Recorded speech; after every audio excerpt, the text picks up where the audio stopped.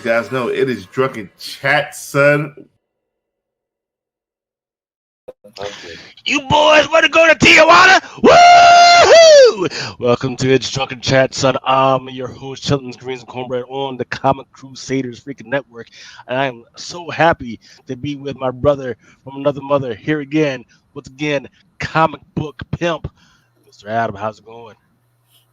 I am doing well, recovering from 3 days of moving furniture and setting up the new, all the new furniture in the office and cleaning. And the only shitty thing about cleaning your room and moving and buying new furniture is cleaning your room, packing, and buying new furniture.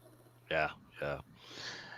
Fucking adulting is fucking hard. So fuck that shit. So here's what I will do for you, Adam. Since you had it such a hard week and a hard fucking day, here's what I'm gonna do for you. I'm gonna go ahead and make this an official Drunken Chat freaking podcast. And here we go with some. We're gonna start off with the Margaritaville Gold, Nice. Blue Agave. It's fucking cheap as hell, but you know what? It's fucking tequila and down it fucking goes. We got The fast is over. Fast is over. You know how it was.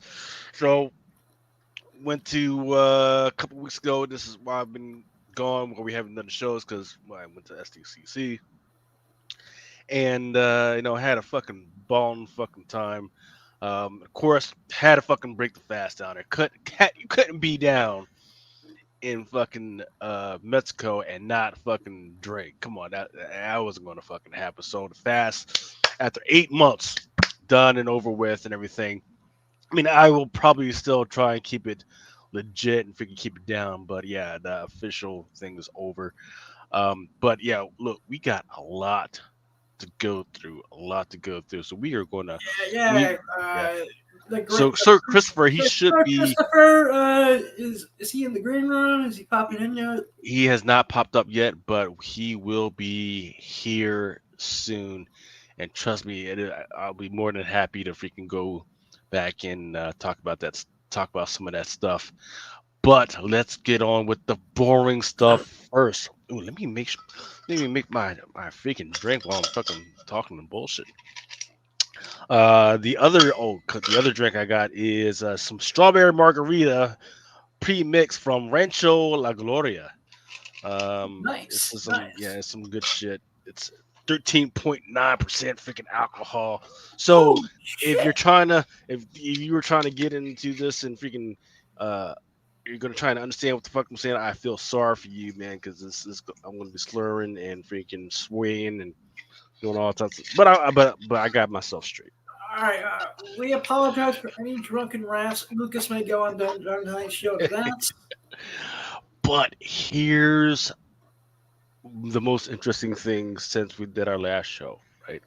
There's been a bunch of meetings, right? So we've had SDCC where they had a huge freaking communique about what they plan on doing with freaking Marvel. Warner Brothers, not so much. D23 is this weekend. Yeah. Freaking D23, it just started popping off when it was yesterday. As of yesterday, it's when it freaking stopped popping off, and then they started breaking out some stuff yesterday. The other day, like around the 7th or the 8th, is when Disney actually had their earnings call. And they said for the first time in 5 years or so, it's the first time they've actually made money off of the Disney Plus streaming service, right? Holy shit. And which would make them the first streaming service to actually make money. The first. And after that, you know what happened to the stock after that? It absolutely fucking tanked. Because they know, especially if you're a Disney Plus subscriber like me, you fucking know they're absolutely fucking lying, right? So for instance, I got my. Let me ask you a question. If they're making money, though, why did I just get an email saying, "Would you like to upgrade your subscription to the Disney Plus Hulu Max combo plan?" So that is what they talked about because. Watch, they're getting ready to take them off because I can save myself. So I can just put all my things into that and not to pay an extra $15 for Max anymore. Well, so they're in fact they're getting ready to get sued because they're not going to do the whole movie thing, right? What they are going to compile together is the sports stuff. So the Warner Brothers Sports, along with the Hulu, they're going to put that all in one big sports package. I think it was going to cost something like $90 a month, which is also going to hold Dazen and all the other good stuff. So that will actually have some value. Um, but in the meantime, if you're a subscriber, like if one of the subscribers like me, I got my Disney Plus stuff, the ESPN, through Verizon, right? They said, hey, if you sign up now, you get like 4 to 5 months for free. And I think my subscription is just coming up now. It's like going to end. Right? So just in time for this quarterly report.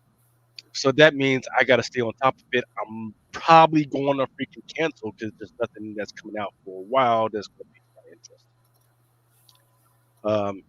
So if you know that, then you know, especially because there was some stuff going down with HBO Max a few months ago, where so say for instance you got your subscription through one, uh, like say Verizon or AT&T, right?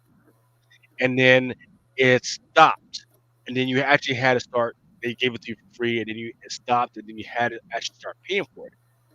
That counted as two different freaking people on their logs, and people sued them for it. But HBO Warner Brothers won. So after that, now we're like, oh, everybody gets to do the same thing. So we think that Disney is doing the same thing. They're probably counting. They're probably counting guys like me, not as one or two, but probably six different people. Why? You say, what do you mean six? That means Disney Plus, Hulu, ESPN, ESPN Plus, and that's twice because that's me getting off for free and then having to go on to the paid. So they're like, man, they are crazy coming up with these crazy freaking numbers. It's probably not true. In the meantime, the Disney parks are failing. Um, and uh, we went from $120 worth of stock. Now it's worth at like 86.21. It was actually worse than that. It was actually at $84. I'm putting my price target at 73, which was what it went was last October. So I'm thinking it's going back to 73. What I'm saying is, um, don't wait for it. Just put in like, hey, an automatic. Just put in an automatic for 60 days. That if it ever goes down to 73, it'll pick it up and then you'll be ready. Um, All right, I'm but taking notes. so yeah, there's There's and IDW actually had an interesting time this week because they usually hover around 35 to 50, but they actually went down to 24 because they are hemorrhaging freaking money. So they are a good value pickup at 24. Fox News, Live News, anything that um, has a news station, especially if it's a conservative news station, pick it up on the freaking cheap because within the next few months, you know that every type of voter, especially a conservative voter, is going to be tuning in to listen to those guys, and that's going to make them money. So money, here yeah, we, yeah. Money, yes. money, yeah, So yeah. here we go. Yo, It's time to bring in not the best, not the ugliest, the motherfucking greatest, Sir Christopher, the motherfucking greatest. How's it going, brother? all right, how you doing, bro? What's up, How's Chris? everybody All doing right. tonight? Trying to I'm get feeling my fucking drunk, age, but I man. can't complain. Trying to bring back the drunken chat, man. You know how it is. Yeah, it sounds like a plan to me. I heard that click. Wolverine had that stick. We got that click click. Click, click, click. But you are just in time because I just got telling people, you know, the state of the market because look, we had some interesting stuff. Disney had their SEC, they Woo, had the woo. earnings call, they We got Disney 23 happening. We've had the jobs call freaking happening. We got the interest rates talk freaking bubble and everything. And I think what's underlying a lot of things that people are not tracking is that a lot of banks are sending these notices and emails to their customers saying, "Hey, if you are going to be keep using your credit card in the future, like around October or so, they are going to start accruing the interest daily." And you're like, okay, what does that mean? That could be crazy because that means that a lot of money, because I know there's a lot of comic book speculators and money buyers out there that use their credit cards. So that is going to be a lot of money that's all going to be out of the freaking market, which means stuff might get freaking cheaper. People are going to try and move books in order to get those, get those averages freaking down. So that is something that you're going to want to look for in between September and October, especially at the end of October when people hit the realization, and it's right before November, which is that Thanksgiving vacation time. So look out for that. Before the holidays is when things are going to get fucked. Yeah, but I think it's going to be, hitting harder, even harder. So you're going to see a lot more books out there on the market, as well as some of these stocks are going to be freaking cheaper. Unless the Fed cuts that interest rate, which people are expecting them to do, but I don't think they really want to unless the job rate goes a little bit higher. All right. So how are we doing? Right? If you are following the 15th, once again, please ignore me. Ignore this. This is me officially saying, don't do what I do. But this is the Drunken Chat freaking stocks. How did we do? Well, we did better. 2% better than our nearest competitors in the fucking markets. We had over this past week, we averaged 6.19 better than the average market, better than the S&P 500, better than the Dow Jones and a NASDAQ and a Russell 200. We're just fucking crushing it and fucking killing it. Not as good as when I freaking started it, because when I started this was at like 1600, but we're still freaking going better. And once again, we're topping out like by Netflix, Apple, which is surprising to me because people are talking a lot of shit about these guys. Scholastic, which is the kids book freaking company, coming out of nowhere. Walt Disney, that should not even be there, but it's still up there. It's still doing okay, but once again, like I just said before you came on, Christopher, the target price that you should buy Walt Disney should be $73.99 right now. This is where I see it freaking going. Hasbro, in fact, Hasbro's doing good. In fact, the Drunken Chat store is now officially selling more toys than we are fucking comics for the first time. Well, for the second time right now. So yeah, Hasbro's doing okay right now because they got that Optimus Prime Rosen robot, and now they got a Megatron robot that's coming out pretty soon. Mattel, which is not doing too well, which is weird because they just had that Barbie movie, but I guess people have forgotten about that. And Comcast, which people are forgetting that they've had pretty good movies that are coming out.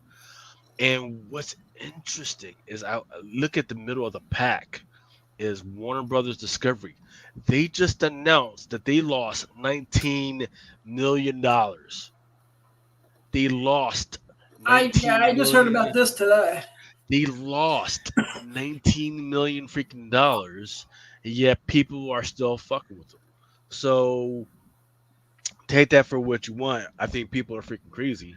But we'll go into some of that of what's happening, because I think people are because it was like me, like people are trying to pick it up for cheap. For instance, I think $6.99 is cheap. That's a good freaking buy. And I think Warner Brothers still does a dividend, if I'm not mistaken. So if Warner Brothers is doing a dividend at 703, definitely freaking pick it up, but I'm not sure. I can't remember right now. I know Paramount does. I know Paramount and Walt Disney, they definitely do freaking dividends. All right. So here is the big elephant in the fucking room that we got to talk about because it's been about 2 weeks since we've actually got together, guys. Deadpool and Wolverine. Okay, Awesome. it is now at what is over 1 billion worldwide, right? Yep. I know you guys have probably seen it, maybe seen it. If you don't haven't seen it, go get the fuck off my show. I'm just playing. That's the first time I've heard him say that in a while. Well, the tequila, margarita tequila. All right. I saw it. I didn't see. I was at a STC. Everybody had seen it. I hadn't seen it until I got back.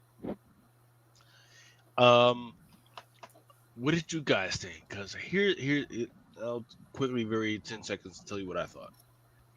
If you are a Marvel fan, right, and you've been seeing all the stuff for the last 23 years, this is the movie for you. If you've been in the Reddit fucking, in the Reddit freaking chats, this movie is absolutely for you. But if you're outside that fucking bubble of obsessively going through all that shit, you're not gonna know what in the fuck is going on.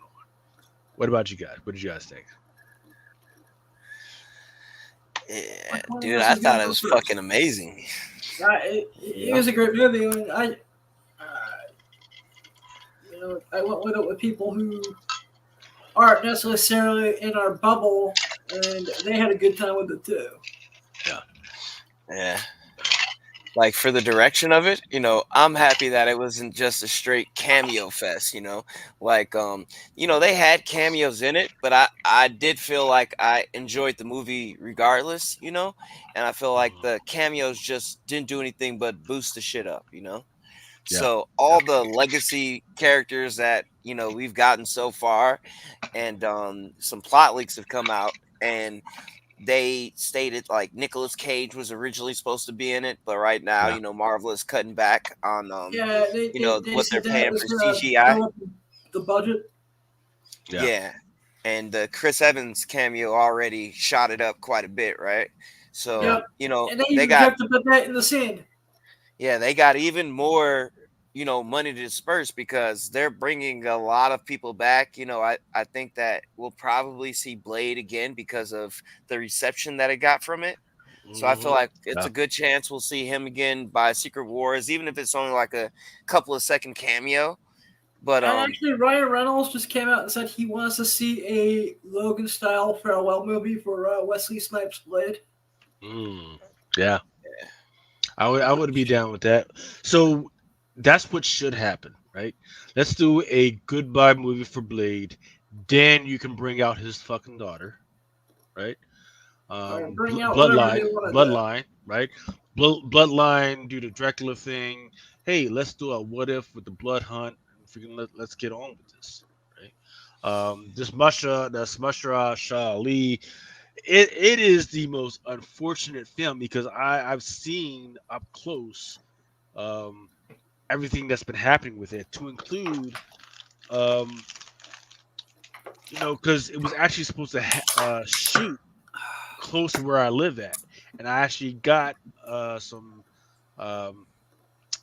permission passes to be there on set to watch it what happened. It was like, 2 months, all you got to do is take this paper and then it was like, oh wait, we can't do this now because of fucking reasons. It was like, okay, crazy. There's like 2 strikes happening, COVID's fucking happening, all this wild shit that's been happening, and then on top of that, now people are just pissed, right? Because I don't want to do this because I don't like the direction. No, you're pissed because you signed up to do this other fucking movie, and then it kind of conflicted with your freaking time. So you just wanted to throw that bitch fit. And then when you went to go do that other fucking movie, nothing's fucking happening with that movie. So if you haven't noticed that, Mahershala Ali hasn't showed up in something in a little bit. So, but yeah, man, freaking the it is a great way to freaking call back almost all the good shit that you've done over the last 2 years. Because I think that's where it hits its note, right? It's like, hey, we have had some absolutely shit, right? But guess what? We actually hit some notes with the Loki fucking show, right? We are trying to get this bullshit off the ground with the Fantastic Four, with with fucking Blade, with this Daredevil shit. It's just not happening. So just bear with us. And there's so much like you say, there's so much stuff going on, man. I think it's definitely worth its $1 billion freaking dollars. Now I'm trying to remember, we're at the second week or the third week. We're at the third We're week. think that So it's this got it's is got one. came out on the Yeah, 24th, so this is going into our third week. Yeah. yeah. So it's got this one more weekend to make its money. And then the theaters start making their money. And I think as man, the Alamo has been packed. Alamo has been packed. When I went to see it in the when my wife went to see it at the AMC, she said it was fucking packed. So it's just gonna be making they're gonna be making their freaking bones. Yeah, The only thing that's stopping it from making even more money is that it's fucking rated R, right? So Yeah. so good They on them, said man. that it's taken the best I think the eighth best domestically released rated R movie in history right now. yep. So it's the most grossed R-rated movie ever in history right now. I wonder what's the number one. This is like Basic Instinct or some shit. That's the only rated R that that I think Well, I deserves it. would think, like at least the Spider-Man, maybe No Way Home, or fucking not R-rated. I'm thinking just general. So, but yeah, R-rated specifically, I can't think of shit either. I can think of Um, maybe Terminator one, 2 maybe on that list somewhere. maybe John Wick 2 or something, or the first Yeah, John I, Wick. I would have to Okay, look. here we go. Uh, see this. These numbers don't make any fucking sense. Well, I guess maybe. So Joker made 1 billion. Then Oppenheimer, right? So I can see that because Oppenheimer came out at the same time as that Barbie movie, so it was calling it Barbieheimer, right? Yeah, Yep. So Barbie made just under a billion. Now Deadpool Wolverine is number three on that list, just under Oppenheimer. Ooh, And wow. then four and five is Deadpool 2 and then Deadpool 1. All right. yeah. And then yeah, it's a pretty good freaking list on here, man. I'm looking at Matrix Reloaded, Okay. It, I can see that. uh Detective Chinatown. I've never seen that, but I do see Logan on here. Number 10, Passion of the Christ. Yeah, I do remember that movie making numbers, dude. I forgot. I forgot that was rated R. Yeah, whose mom didn't drag them in there to see that? I remember everyone was dragging anyone they could find to go. Like, you gotta come see this movie, and not even telling them what it was until they got to the theater. Yeah, So the list for the animated films is even more interesting because you got Demon Slayer, Kimetsu no Yaiba, Sausage Party, and then Evangelion, and then South Park, and then Demon Slayer again. Um, Nice. South Park. Bigger, longer, not cut is in the top five. yeah. That's awesome. So yeah, man, freaking. I love the characters that they decided to freaking leave in there. I love the callback to the freaking Loki season. There's so much stuff that they could pull out of this whole Thor and freaking Loki thing. They just need to freaking take their freaking time. Um, I feel, what's the shame about Loki is I feel like there's so much stuff. There's so many Easter eggs that are inside of fucking Loki that people are not freaking tracking. Um, so, for instance, there's a train scene in Loki, and people are not tracking that there's three different fucking Lokis that are on that fucking train. There's three different motherfuckers on that fucking train, and it's fucking wild. Um, but yeah, man, freaking pulling back X-23, Elektra, what she's talking about, fucking her boy, man. It's fucking wild, man. So Um, man, you're talking about shit. Bobo was talking about, yeah, you're gonna have to do this for 90 more fucking years. Oh man, it's fucking great. So that is $1 billion that's going in fucking Disney's fucking pocket. But hopefully they won't get fucking yippy and decide to spend all that money on some other bullshit. Um, and we can say, if you just look at this fucking this outfit, right? I mean these people right here, you can see that there is a diversity of people in here, right? So they want to do a diverse thing. You can fucking do it. You can absolutely fucking do it. But there's a way to go about They fucking doing already it. have it. You can fucking do it. But guess what? If they fucking show up on my fucking screen, they better be beating somebody's ass. Okay. I don't want I don't want if you can see us talk about our fucking feelings and hugging trees and buying collars for our fucking puppies and all that other shit, No, let's okay, you're fucking Pakistani? Alright, Pakistani, let's go. Fucking beat somebody's fucking ass. That's all I want to fucking see. That's all I care about. So but here we go. Alright, so though Marvel's Deadpool Wolverine was an amazing fucking great fucking joint. It had zero narrative. The narrative absolutely fucking sucked. I love the fact that it was trying to bring up the whole nexus of realities things. Of which Swamp Thing, he's like the major big guy, but they decided to go with Deadpool Wolverine for this one. Fine, great. But they're trying to get that clicking. Great. But otherwise, it's not really a narrative, but everything else is fucking perfect, right? Yeah, the only catch Here's is right now is that I feel like they're going in two directions right now. They got people going in two directions with this shit. One, because everybody is still wondering about Kang. We know Doom is coming and shit, but they're still wondering about Kang, right? So it's like in the direction that they're going so now. here's the beautiful part of that. Yeah, The dude that was fucking around with the Time Ripper thing, right? At one point, he admits, he's like, I don't want to just work for the TVA. I want to be the Time Lords. That's a total fucking Kang thing. yeah, That's fucking Kang. There was a whole fucking 5 book miniseries where fucking Kang did exactly that. He fucking built this fucking machine so he could become the fucking Time Lord. Because Kang used to work for the Time Lords, and he built this fucking thing to become the fucking Time Lords, not realizing that the Time Lords were fucking setting his ass up. yeah, Because they wanted to get out of that fucking cycle, so they set his ass up so that he would do exactly that, and then now he's gonna be stuck in that fucking time cycle.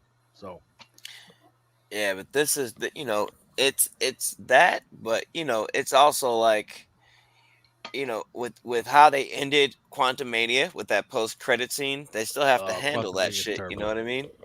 Quantum Mania is fucking terrible. Just a It, waste of so much fucking talent on that but fucking screen.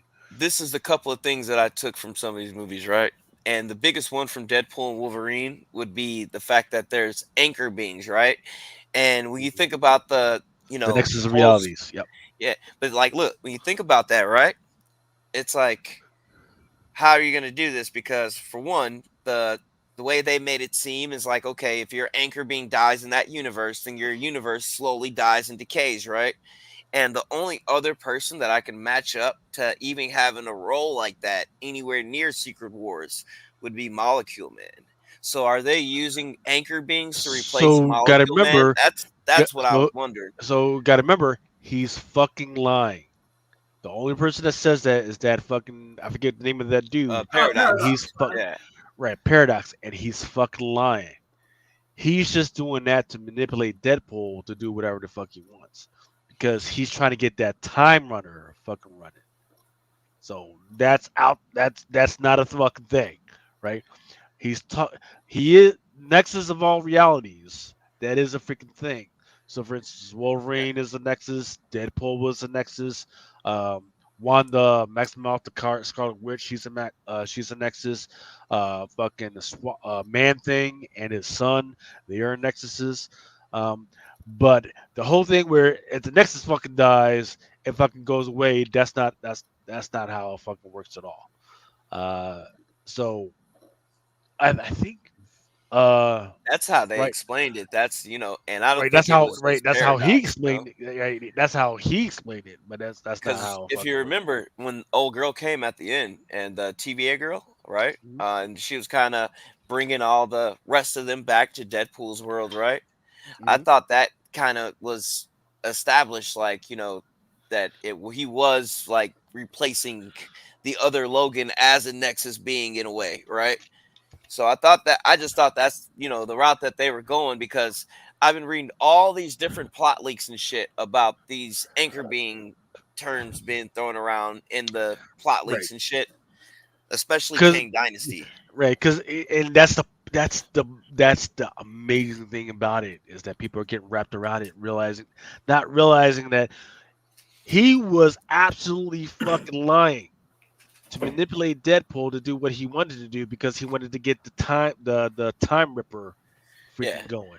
So he could be the time lord. So he was going to say any type of bullshit that he wanted, right?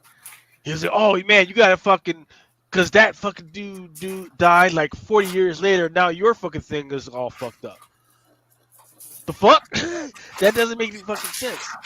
Because he's absolutely fucking lying about some shit that doesn't make it. And even though and he was like, "Oh, he late, yeah, fucking look at the fucking screen, yeah, that's your shit." Like no, dude, like if you look around the fucking thing, go back, look around the fucking thing. There's like literally 70 fucking other 80 other fucking screens. I could show.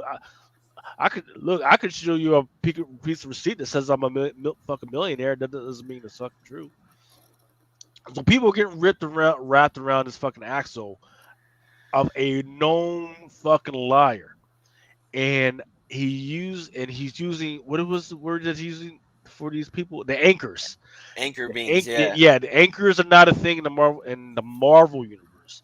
They're called Nexus of reality. but see, like I know all that shit. That's why I was like are they trying to explain that with this movie for you to I take that think away so. from the movie? Because we already touched on Nexus beings in WandaVision, so Right. It I was didn't in feel like they were WandaVision explaining and that. what was the Strange Mania? What was that last Um, movie? It was a Strange a Mania. It was the multiverse of madness. There you go. Because Chavez, she was supposed to be a Nexus. Actually, I'm gonna have to go back because I don't think that's a thing. Yeah, I don't because the think only she thing was. was Scarlet Witch was I'm the not. only Nexus Yeah, being like that they even mentioned. But the way they explained it in WandaVision, I just felt like they salute. explained Nexus beings with that because especially with that little dream shit with Doctor Strange where she had the Nexus of reality pills and shit, right? Yeah, So they kind of explained Nexus realities, but it seemed like Marvel was trying to introduce this anchor being term yeah, because originally, like now, supposedly they released the plot leaks, for Avengers 5. They said Marvel released what was going to happen in Avengers Kang Dynasty, right? And mhm, it highlighted Doom going around to these different universes, killing these different anchor beings. So when I read that, and then after seeing Deadpool and Wolverine, I'm the one that kind of like matched it up, and I'm just like, okay, well, are they going to use that to destroy the universe and have the incursions happen faster? Because if you remember, you got Molecule Man in the universe, and that's acting like a bomb. So if the Beyonders, thought that that universe was a waste, they can just blow up Molecule Man in that universe. So the way I looked at it, since they're telling the story of Secret Wars, I thought that they were kind of using the anchor beings, character like the title type thing to uh, replace Molecule Man in this larger plot of scheme. You know what I mean? Because they originally were saying that Kang was supposed. Remember, we talked about it, how Kang was supposed to come back as a Beyonder variant and all that good shit, and then somebody was supposed to kill him and all that good shit. So I just thought they were I, still explaining so, that way. yeah, so I like the way you guys are thinking. I think, however, what they do need to introduce is the fact that Kang is not just a black guy. Yeah, He's a black guy. He's a white guy. He's a guy from fucking Egypt. He's all types of fucking people. yeah, He gets reincarnated. He gets risen, resurrected. He is dead. He is risen. He will come again. Yeah. So if they can fucking do that, they'll be fucking fine. King, come again. Yeah, because the other leak they were Come talking about again. that is that they Adam, were gonna quiet down. We'll recast, get to Project Pegasus in a little bit. like King will come fucking again. yeah, they He'll were gonna do all the recast him things as a with bunch the of old different time actors. facials. You know what I'm saying? That's what they should have did. In fact, the thing that made me the most pissed off about the what movie was it? The Quantumanium, where they had all the different freaking Kangs out there. Yeah, in the post credit scene. That's Quantumania. Yeah, I did not like that because if you're going to do that, you need to show different types of fucking Kangs instead of just the one motherfucker same motherfucker like 1,000 fucking times. No, break it up. Show that there's a whole different bunch of fucking Kangs that are different Yeah. freaking races and all that other stuff. Because even then, Kevin Feige, when that movie came out and he was doing the little, interviews that they do for the films, even he was like, we didn't see the definitive Kang yet. He's still coming type shit. But that was before all the Yeah. Jonathan Major shit happened. Yeah. So we can wax Wayne all day. We probably will. We'll man. Did you guys get together on Wednesday? Do a show on Wednesday? I think that was Tuesday. I Tuesday? think it was Tuesday. I really wanted. I was driving home from work. And I was like, man, if these motherfuckers are doing a show, I'm definitely going to get on with these motherfuckers. And then I fucking did all my shit. Did all my shit with my fucking kids. And then I'm in bed. I'm like, fuck. They probably did a fucking show without me. God damn it. Forgot again. Okay, but I was also having technical difficulties with StreamYard on Tuesday night too. yeah, no, that's my fucking fault. I need to get my shit together. All right, so Deadpool and Wolverine narratively, in if you're a fucking writer, is absolutely fucking horrid, fucking terrible. Great for fucking money, but fucking terrible. Trap, however, with Josh Hartnett is fucking amazing. And there's so many people that are trashing this fucking movie. And what they say brings joy to my fucking heart because that means that these motherfuckers are so fucking stupid. Well, here's the trailers. There's the trailer, and then here's what actually is going on. And it's fucking beautiful. You know why? Because the shit that just happens in this fucking movie just happened to Taylor fucking Swift. Did you know that within the last 2 days they uncovered a assassination attempt against Taylor Swift? Did you hear about that? Get the fuck out of here! Really? I didn't. Yes. The guy was found with guns and weapons and rounds and ISIS paraphernalia. And that's exactly what happens in this fucking movie. So the shit that with Taylor Swift pops off maybe like a week or two after Trap comes out. And it's fucking... So all these motherfuckers that was talking shit, you need to shut the fuck up. Yep. Jersey to 2-Bay. Yep. Taylor Swift has to cancel 3 shows because for some fucking reason ISIS has it against her. ISIS is trying to fucking kill her and her fucking fans. Wow. So fucking wow, that's crazy. So and you know what? So read up on that news and then go see this fucking film. Yeah, because I was listening to all the fucking reviews, dude. I watched at least like 10 fucking reviews on it, and everybody trashed this and fucking Borderland, and I was just you're like, fucking stupid. And if they say, "Oh, there's no fucking twist," you're fucking stupid because he's not the only fucking serial killer in this motherfucker. So was it his daughter or what? Spoil it for I'm me. not gonna fucking tell you. Fuck. I'm gonna let you go fucking watch it.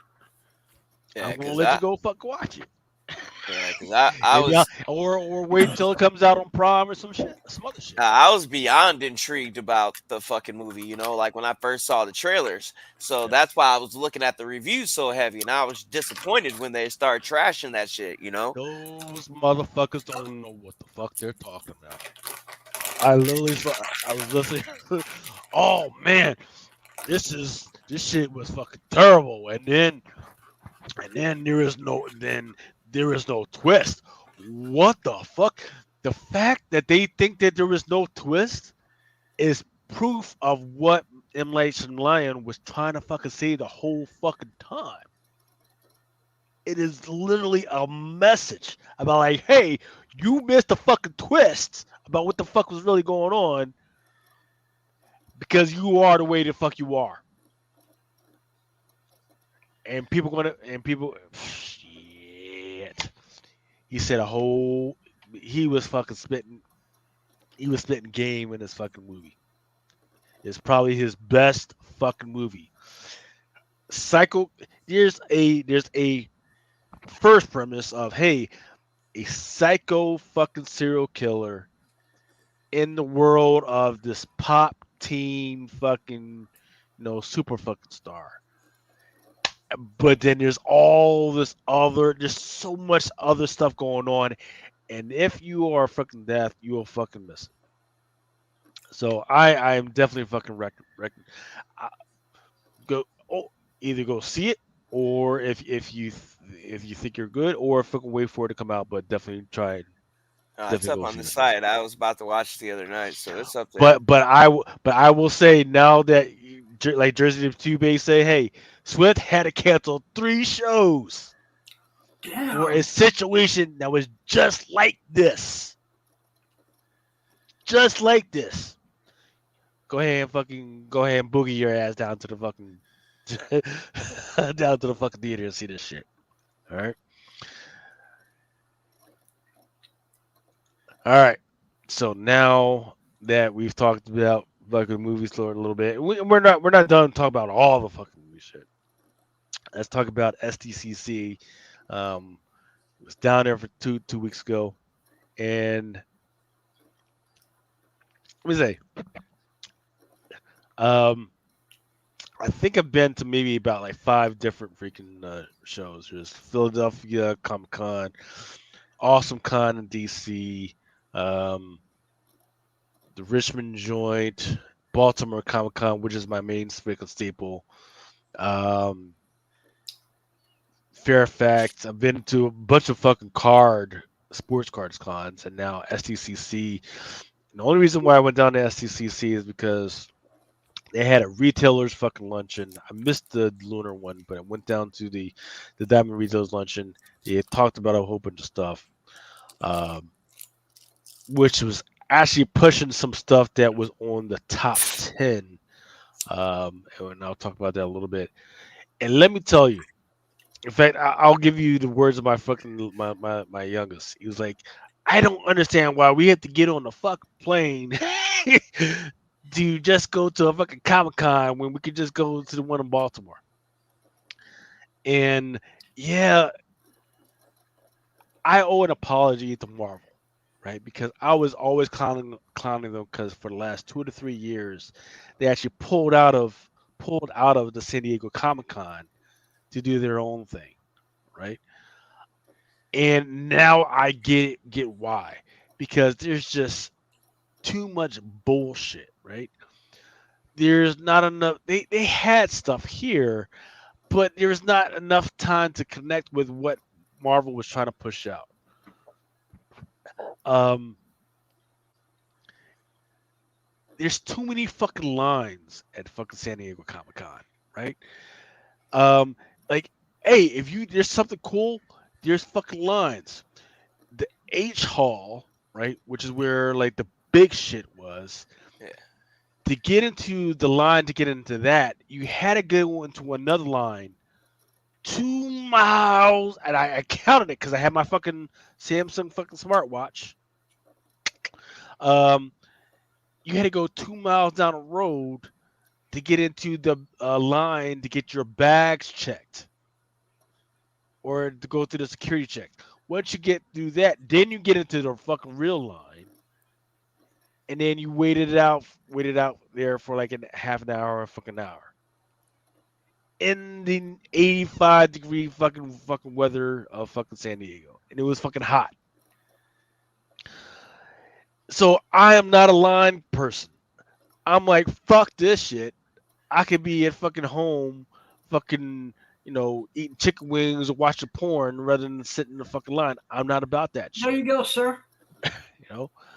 Um, so me and my son, we looked at each other. He looked at me. I looked at him. I was like, I'm not about the fucking line. He's like, I'm not about the fucking line either. No, you fucking booked. We did go through halls A through H.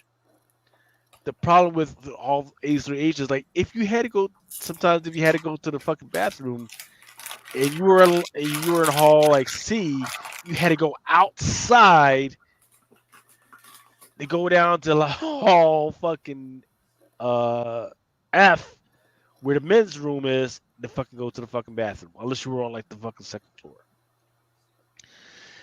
They were obsessed with making fucking lines. Mr. Beast.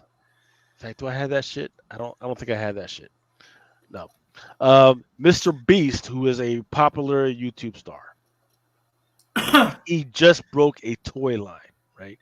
Just published that shit. So they actually had an exhibit for his new toy line. And as I was walking by, we were talking with the guy. He was like, "Yeah, man, this is Mr. Beast's new toys." I was like, "Oh, fuck, great." And he was like, "Yeah, you could actually win some." I was like, "Oh, how do I win some?" He was like, "Oh, you could just get in the fucking line behind these get in this fucking line, and then when you get in, you push the fucking red button, and you can fucking win some shit." I was like, "Oh," and the line doesn't look that long. So I get in the line. It's like, "No, no, no, the actual line is over there, and it's like 500 yards away." And I turn the corner to look at this fucking line, and there is like 100 people in this fucking line to get in to see Mr. Beast. That unless you're fucking under like 18 or like YouTube, you don't know who the fucking Mr. Beast is. Mind you, Mr. Beast is getting his ass ate up about all the shit of underage people and fucking lotteries and scamming people. He's got all types of weird shit going on right now. But so with all that said, the best part did happen to be, and thank you to Diamond, it did happen to be the retailers luncheon where they did break a bunch of stuff like, hey, there's going to be a new Spider Girl, and hey, there's going to be a new Daredevil. The not Daredevil, Deadpool. There's going to be a new Deadpool girl. The new Deadpool girl is going to be the daughter of Deadpool, Ellie Wilson. And she's at some point I guess she's old enough now. She's gonna be freaking Deadpool. Yeah, she was getting trained by Taskmaster in the last issue. Yeah, the last couple of issues. Yeah. So and and the rest of the guys broke something off. I've got a whole bunch of slides. I'm too fucking drunk to put that shit in now. So maybe I'll put that in another fucking podcast or something like that. But yeah, man. So I guess the question to you guys, because I guess the biggest news that was out there was Robert Downey Jr. coming back into the MCU. They got desperate. They say, "Hey, work with what works. Let's bring up my man back, RDJ." and let me tell you the story before I let you guys answer it, because the question is going to be like, how do you guys feel about it? Let me tell you the story. So 5-6 years ago, before I was even like a retailer like I am now, or even like a big podcaster, I was in line at my local comic book store, and it was free comic book day, and there was loads of people just waiting outside the free comic book store. And there was parents with their freaking kids, and there was everything, right? And the parents, mostly moms, were talking about state of the MCU, which was kind of wow. I was like, oh, okay, the moms are into this MCU thing. It's fucking wow, okay. And they was like, yeah, you know, and I would have thought they would have been all about Thor. I forget the name of the actor that plays Thor, but no, their man was Robert Downey fucking Jr. So so once they fucking killed him off, like a year later, I was like, shit, I don't know what direction they're going to go. So that apart from the side, how do you guys feel? Because I know they brought it back for the females, they brought it back for the women. How do you guys feel about them bringing back Robert Downey Jr.? Not as Iron Man, because we thought if he was going to be brought back, he was going to be brought back as a hologram or some shit. How do you guys feel about them bringing him back, not just to the MCU, but as a villain? How do you guys feel about that? Adam, you want to take this first, or? Yeah, let me just finish the, eating. Now that I swallowed the rainbow, aka Skittles. You swallowed the rainbow. All right, unicorn. The Skittles are awesome. They're like the greatest candy of all time. All right, go ahead. Shut the fuck up. Drunken clown. Hey, you've been asking for this for months, man. Let's go. True. I mean, I'm happy about it. But there's nothing in the format that says roast blind Adam. There's another shit.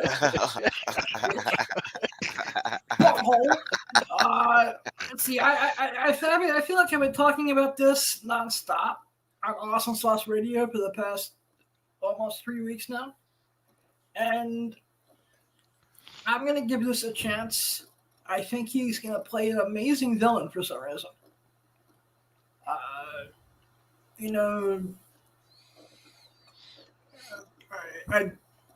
There's other actors who may be able to pull Doom off better. What's his face? The dude that got playing Sidewinder and Brave New World, I thought would have been a better Doom than RDJ.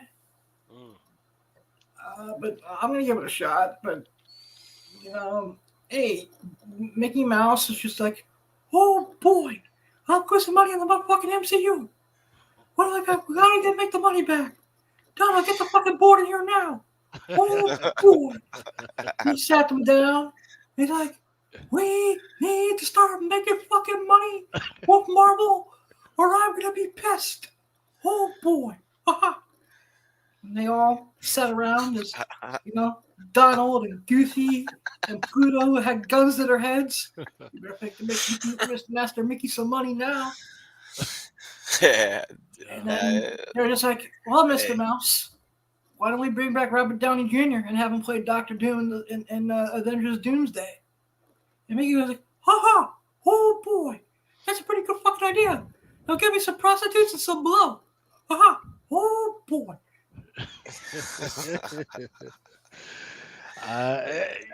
What's sad is that I could actually imagine that fucking happening with Bob Iger. Bob Iger and Kevin Feige being the fucking bitch boy running around doing all that shit. So,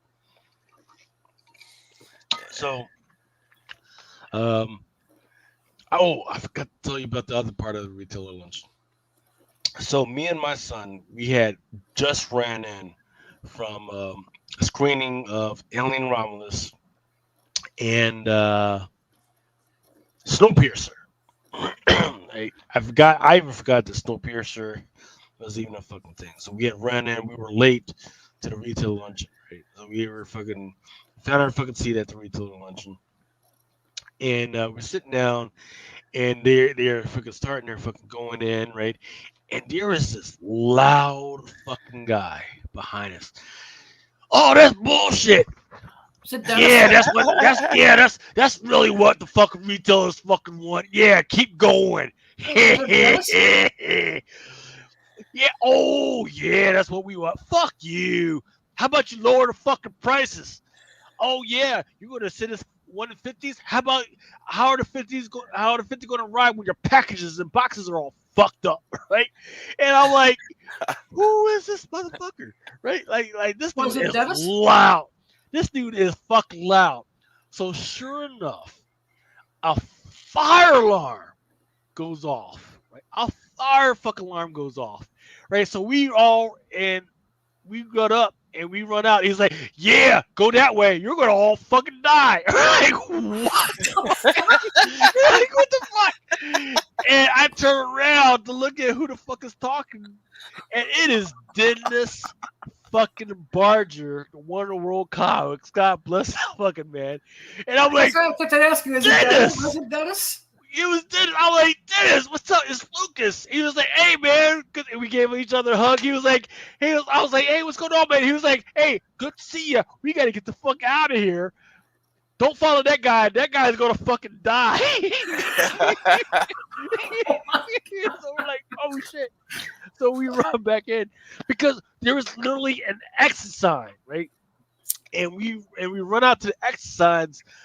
But when we run out to the exercise, there's just security guys, and the security guys are not moving. They're just fucking chilling. They're like, what the fuck? So we run back in, and then we're trying to figure out what the fuck is going on. And now all of a sudden, everybody's out on the fucking roof for some fucking reason. And then everything calmed down. They was like, oh, it was just fire in the fucking kitchen, whatever. So we all went back to the retail luncheon, and this dude, he did not fucking stop until he decided, oh, I need a fucking smoke break. And he just fucking leaves, like, in the middle of this shit. But yeah, fucking, it was great to fucking finally meet fucking Dennis. Totally in his fucking element. I apologize to Brian and Aaron, who I didn't get to meet up with, and Stranger Comics and Rochelyn and Maria Wolf and Bird City. Apparently they were there. I went to their fucking booth and they were like, they had no idea who the fuck they were. It was like, what? It was crazy because Bird City on their Instagram, they have their comics that they have for specifically for STCC, right? And they're like, hey, go to this booth to buy our shit. I was like, oh, okay. I'm just going to go there and see if Lauren and Anthony are there. They had no idea who these motherfuckers were. I was like, what? I was like, hey, is Lauren and Anthony there? They're like, well, we just sell the fucking comics. I was like, okay, I see how it is. These motherfuckers are just big timing. All right. In the meantime, I'm in Instagram and I'm like, hey, where the fuck you motherfuckers at? Oh, we're at the bar down the fucking street. What? Oh, man. That's our people, man. These motherfuckers are just wild. They go to the events, they say hi, and they take pictures, and they just immediately go to the fucking bar. And I know that's true because when I was at Baltimore Comic-Con, and I got Aaron and I got Aaron into the retailers fucking thing, and it was a big hootie doo, right? They gave us breakfast and lunch, and then the dinner was like with Mater D's and all this other shit, right? And when I came back to the fucking dinner, I was sitting at the fucking table by myself with like with fucking strangers. But even though Aaron and I forget the one chick from Comic Book Women, she was actually there. And I'm like, is that when him and Jen were getting shit this? It might have been Jen. It was either Jen or Sarah. One of the two. Man, and dinner is about to start. Where the fuck you at? And he was like, oh, I'm at the bar down the fucking street. I was like, yo. I was like, y'all need to come to. You coming back? He was like, nah, man, we're good. Like, all right, man. But that's how I guess that's how it is, man. You fucking go there to fucking meet up with other fucking people. The only problem is that the retailers, a lot of them were just fucking stuck up. They were like old, like 60 to 70 years old. So I wasn't really feeling them, but yeah, I probably should. As soon as I found out that Aaron and I think Ninth was out there at STCC as well. So it was Ninth, Aaron, and Laura from Bird City. They actually met up with Maria, and they were just at the fucking bar chilling. As soon as I heard, I couldn't fucking do that because I had my fucking son with me. I couldn't do that shit. Otherwise, I would have fucking totally fucking bailed. But yeah, man, fucking, it was a good time to be had. I will say, because SDCC it has been complaining that the hotels around the area are too fucking expensive. Absolutely too fucking expensive. Because I remember when I looked into it, I had my sister look into it. We're talking about $300 to $400 a night for some of these fucking hotels. It's just fucking ridiculous. The SDCC has been complaining and say, hey, maybe they won't do it. I think they said they'll do one more year, but after that, they don't know if they're going to do it anymore. I think past 2026 is when they're thinking of moving. Yeah, which I think is fine. They should probably do so. Here's what I did. Right, and you're like, oh, how can you? I can't afford shit. Right. So here's what I did. That's why I went down to Tijuana. Right, which is literally it's like I think it was like $9.89 and then an Uber ride from the fucking border to the fucking convention center. That's all I fucking did every fucking day. Like $9.08. Hey, let's fucking roll. The only problem was, and I'm not gonna get political with this shit, is that the border was kind of fucked up, right? Lanes that should have been open wasn't open, but otherwise it was an okay experience. Pueblo Amigo fucking took care of me. They had these fucking, it's a casino at the bottom of the fucking hotel. I have an important question, sir. Yes, sir. Did you see a jockey show? I know, because your ass didn't show up, motherfucker. If you had shown up, I would have had all the the justification in the world. Hey, baby, Adam is here. I gotta take him out in the fucking streets to show him fucking Tijuana, and then we would have been fucking rolling. Otherwise it was like, nah, man, like, nah, I couldn't fucking do it. Next year, after seeing everyone in the community who I love like family out there, it made me get nostalgic, and I definitely want to do it next year. Plus, I'm not going to talk about this on air, but because of my disability, I know how to play the disabled card with that convention to a point where it really does some good stuff. Right. So I will give the STCC this is that they had a whole area that was just blocked off for people with disabilities. Right? Yeah, so I will give them that permission to, because out of all the conventions in the industry, you guys can give San Diego all the shit you want. When it comes to how they treat their the disabled fan, there's nothing better. Yeah, I've been going to the convention on and off since 1996. Yeah. When it comes to going there to a convention by myself, San Diego is one of the top free conventions for me to go by myself because I know they have staff there to help me out if I need it. Okay. And okay. to a point where we're gonna have to plan that out, man. Let's do this. Let's do this shit next year. Let's go there as you, me, and Christopher. Man, freaking, we're trying to bring Christopher into the freaking fold as soon as I get my shit together and set up this fucking meeting. Hopefully Christopher will be joining us as a official Comic Crusaders. He can join us with the press passes and all that shit. There is a Speedy Gonzalez wannabe he's got to talk to, and he's been kind of. Actually, he knows who he is. I said it. He's a punk. Hey, fentanyl is a hell of a drug, man. Fentanyl is a hell of a drug. All right, so look, man, there's all types of weird fucking leaks been happening over the last month. Netflix had a big fucking leak with all of their anime apparently getting leaked. I gotta find out where that shit is. Disney had a fucking, was it Disney? Yeah, I think it was Disney. It had to be Disney because Chris remembers.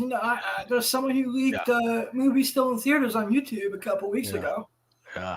And then right now they're talking about the new Doomsday cast that just got leaked already.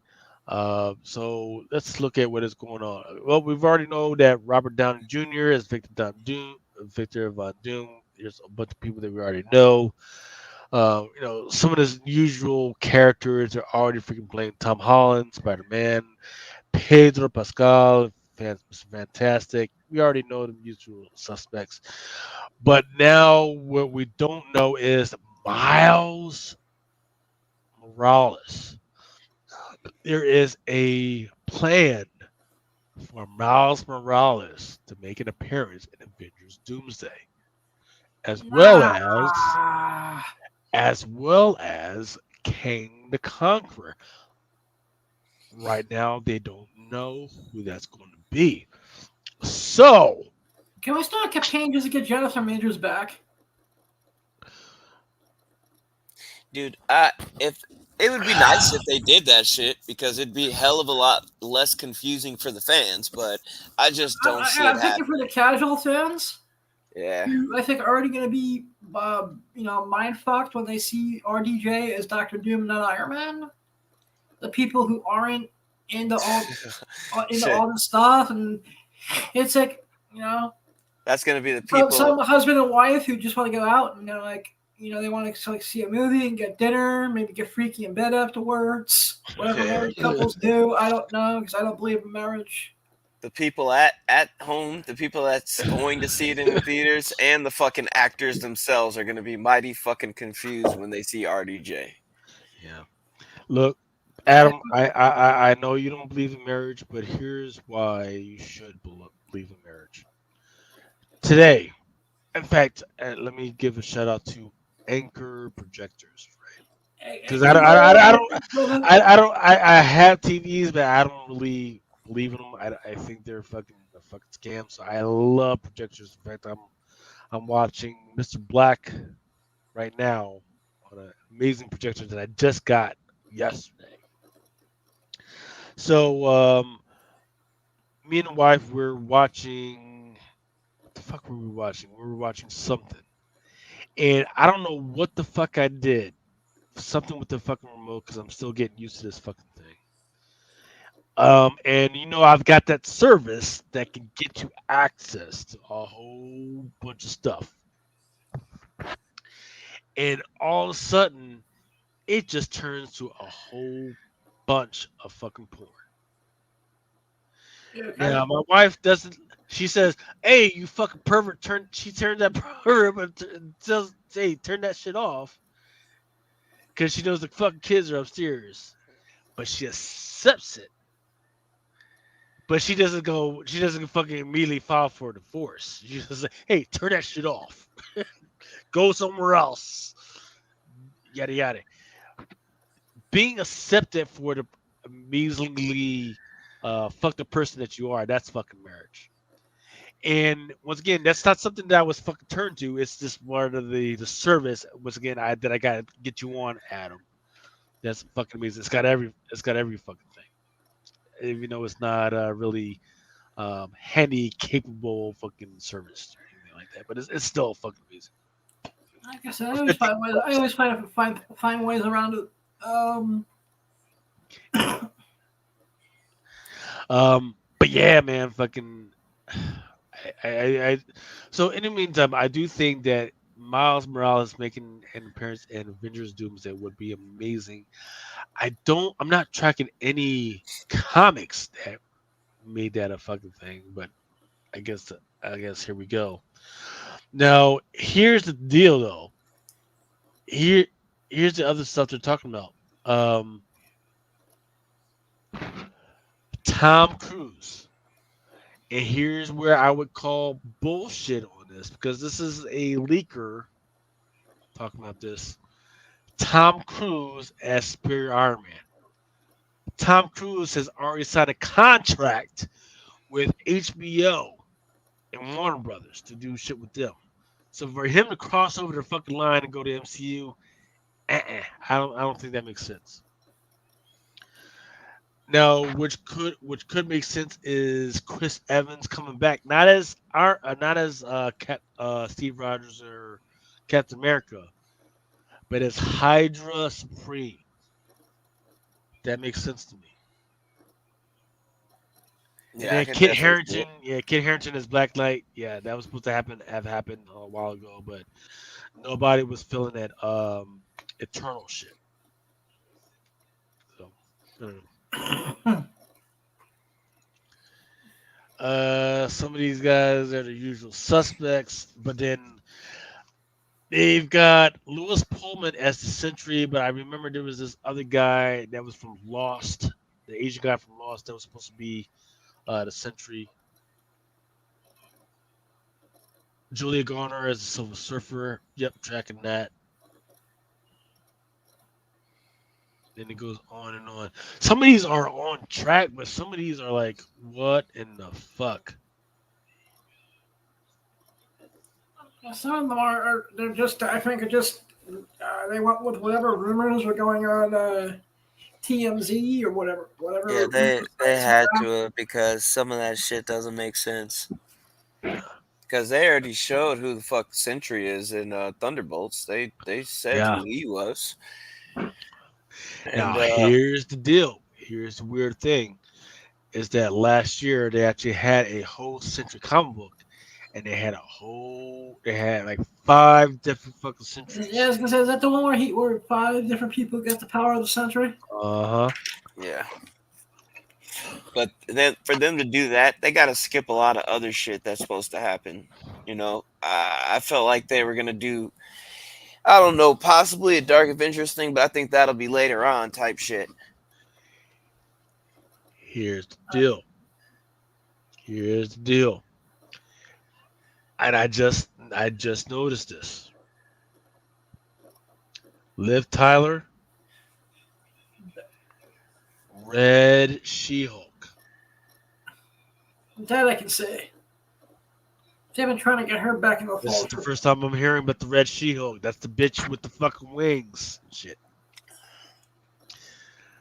Then you got Brad Goldstein as Hercules. So the thing that makes me pull back is they got Lewis Pullman as the Sentry.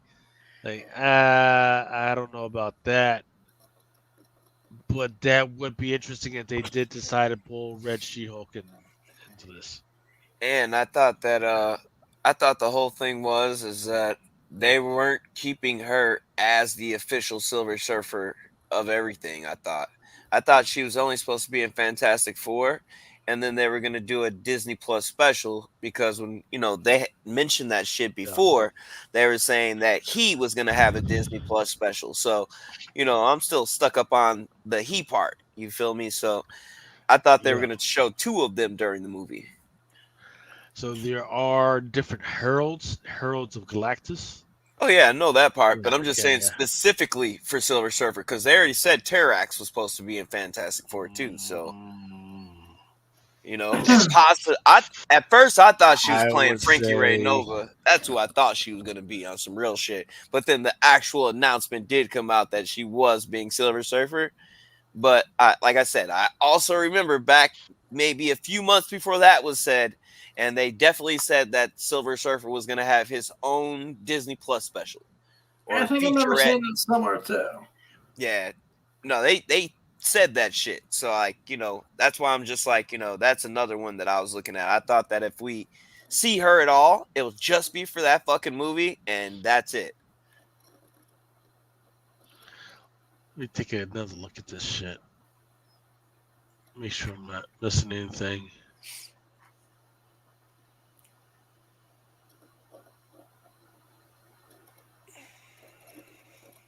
All right. Fuck. it looks good, man. But I think the Miles Morales, Tom Cruise, the superior Iron Man, that's the bullshit. Hydra Supreme Chris Evans, that makes so much fucking sense. Let's fucking do that. Let's go. I don't think they have the fucking werewolves. Balls. Red She-Hulk, that would imply that there's going to be an ultimate. It's not called Ultimate Hulk. What's he fucking called? The one that's immortal? Immortal Hulk, isn't it? Yeah, Immortal Hulk. Yeah. But if you look at it, there's no Hulk in this because he's still off on that whatever planet, fucking around with Scar. And that's Sentry, not even fucking nearly as many people as they said were going to be in these two films. They said 60 plus motherfuckers. So that's a lot of unnamed motherfuckers as well. Like, they just recently said that they, like how we talked about earlier, they wanted Nicolas Cage to come back as Ghost Rider. And um, now Miles Morales, like you said earlier, I did hear that he was supposed to get casted as well. They're supposed to be casting him right now because I figured that the third Spider-Verse film was going to end with him coming into live action. So yeah, if you guys are trying to figure out who they're going to cast as Miles Morales, man, you might want to fucking catch up on all your minority shows. Yeah, that's where they're going to pull them from. They're going to find some minority show that people really like. Oh yeah, that's our fucking guy, man. Yeah. Clea. I think I know it's rarely done anymore, but it would be nice if they got someone who is a total unknown for Miles Morales. Yeah, I was thinking the same thing, dude. I don't even want to know who the fuck Miles is. Like, if they pick somebody like Jaden Smith, I think I'd be fucking pissed. I'm just being honest, dude. I don't want to see dude as People Miles forget Morales. how people were when they were like, he's going to do fucking Karate Kid. People were like, first of all, why the fuck are you doing another Karate Kid? And then you're going to do, I don't know. Look, if you're going to have Wong, you know the only other thing people want from that, the bitch, Wong's bitch, Miles a manhood, what bitch? Fucking the bitch that got fucking disappeared to the fucking demon realm, and then she came back and she was hanging out with the fucking Buddhist fucking joint, man. That's all people. That's really all people want to hear about fucking Wong. And you know what's so crazy? She had a first appearance after that in comics, if I remember correctly. Yeah, I could have swore. I wanted to say it was fucking, dude. We talked about that shit. If I remember correctly, dude. That book when that book came out, dude. I forgot his bitch's name, but I know exactly who you're talking about. And she definitely showed up in a book. I could have swore she's showing up in the book. We talked about it. People didn't make a big deal about it, but she was on a panel. She was definitely in a panel. You know what? I think you're right. I'm positive that you're right because I absolutely remember him absolutely talking about her and just say, "Hey, Strange, I got that you're hurt right now, but I gotta go see my bitch right now." Yeah, definitely. I can't remember what issue he was in. I'm guessing it would have been in the Doctor Strange run or the Scarlet Witch run. I think it was one or the other because I remember, another person we got to remember is Darcy Lewis and that Scarlet Witch #1. But I distinctly remember Wong's bitch having a panel. We talked about that shit. Hang on. I just can't remember the bitch's name. Otherwise, Madison. I'd be like, her name is Madison. Okay. Yeah. I'll bet strippers, Coke, and Pizza Hut on it. Okay, so here's a question. I see Elizabeth Olsen as the Scarlet Witch on this bitch. Okay. We got Agatha Harkness. Her shit. It was Agatha all along. Wicked is going to make his appearance on this motherfucker. Why has his first appearance? I don't even know what the fuck it is. His first appearance is actually Say it. Give him some fucking cornbread. Go ahead. You may want to Google just to double check this. I'm doing this to memory right now. I think it's Young Avengers 10 or Young Avengers 12. God damn you! But hey, one thing too we didn't mention earlier. Young Avengers run. Avengers #1, April 2005. Yep. Right. So, and if you were going to speculate on that one, then you got to also go on the Hulkling. Yeah, that's a big part of this whole deal too. So, you're welcome. Yeah, so nothing about that. Yeah, I already talked about Mr. Beast. D23. Right? So we talked about STCC. I talked about their earnings. That this is the first time that Disney Plus has actually earned fucking money, but I think it's bullshit. And now they are on D23, so keep hugging close to your Instagrams and your Twitter, see if there's any new stuff that comes out. And yeah, man, they've got some fucking interesting news. But let's go ahead and this is the first thing that they pulled out for big one. I'm going to go ahead and play this clip. It's going to be about 2 minutes and 2 minutes. If you guys need a freaking break, stand by. Tell me what you hear.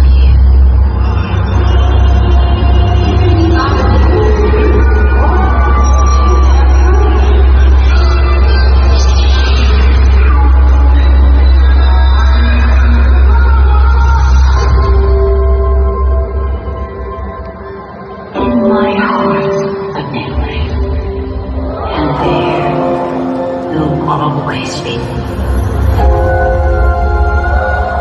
You hear it too.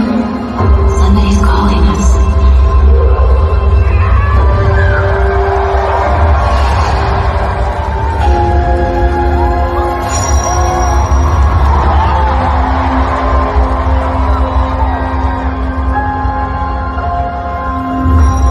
Tell me what you see. I see new things.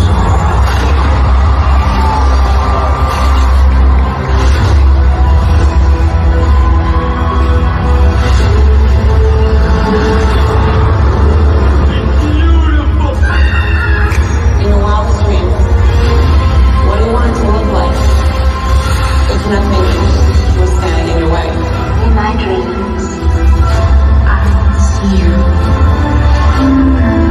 Now tell me what you feel.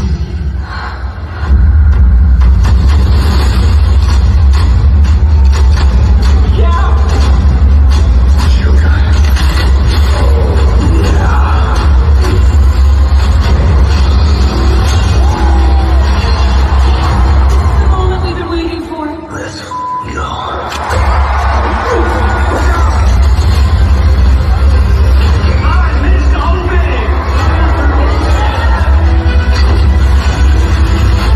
How gorgeous we are as a family. 42,000.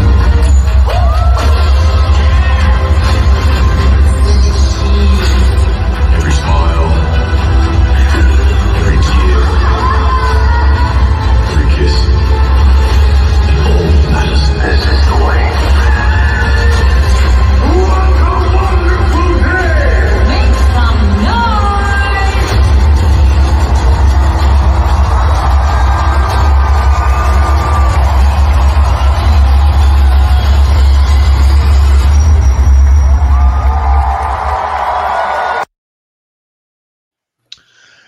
All right, so that was kind of like the intro to like D23, them going like, "Hey, we know you guys have been talking shit about us, but remember, this is where we freaking shine." Credibles, Guardians of the Galaxy, Iron Man, and then they're talking about, "Hey, we're gonna do Inside Out 3. We're gonna do Moana 2. We're gonna do all types of fucking ice freaking shows. We're gonna do all types of Incredibles 3, Toy Story 5. They're doing all types of crazy shit. They're like, hey, remember all that crazy diversity? Yeah, diversity shit, DEI. Yeah, forget all that shit. We're gonna bring out if it hasn't made us $500 million, we're not fucking doing that stuff. We're gonna freaking bring it back to the fucking stuff that actually worked. And we'll do a couple that are linked off of other stuff. Like, hey, remember Avatar? Yeah, we're gonna do Avatar 3, and that's about it. They're not taking any fucking chances. They're doing fucking great. So, but the new stuff. Here we go. Monster Jam with Dwayne The Rock Johnson, which is kind of pretty kind of funny because I remember the last one that he dealt with was it wasn't Shazam. What was it? Black Adam from DC, and that didn't work out. So he's like, "Oh yeah, we're just gonna go ahead and do this with MCU and see how it fucking goes." Another shitty Dwayne Johnson movie. Holy cow! Yeah, Avatar. This is coming out December 19th, which is, I know you think it's like a long time away, but it's for an Avatar movie. When we took 7 years. Yeah, that's right around the fucking corner. Then you got Toy Story 5, and here we go. D23, first look at the Skeleton Crew, news on the Mandalorian and Grogu, and more updated. And I have got the fucking trailer for you from that fucking show. And I know you guys are gonna fucking hate me for showing another fucking trailer, but guess what? I'm gonna show it to you anyway. Because please pay attention. Pay attention. And actually, My galaxy is the home of the most epic story ever told. But then I found the cornerstone, and everything changed. Listen up, Sig. There's only one way to say this. You messed up. You blew it. You goofed. Jedi Pop, that's like 3 different ways. When you removed the cornerstone, you created a new galaxy. Every person and every world will be different. We've got to make everything go back to the way it was, because nothing makes sense. It's a trap! It's a trap! It's a trap! It's a trap! I know who can help us. The greatest hero of all time, Luke Skywalker. Let me see if I have this right. In your galaxy, my dad is mostly evil until he turns good for like 5 minutes and then dies. My own nephew betrays me and kills most of my best friends.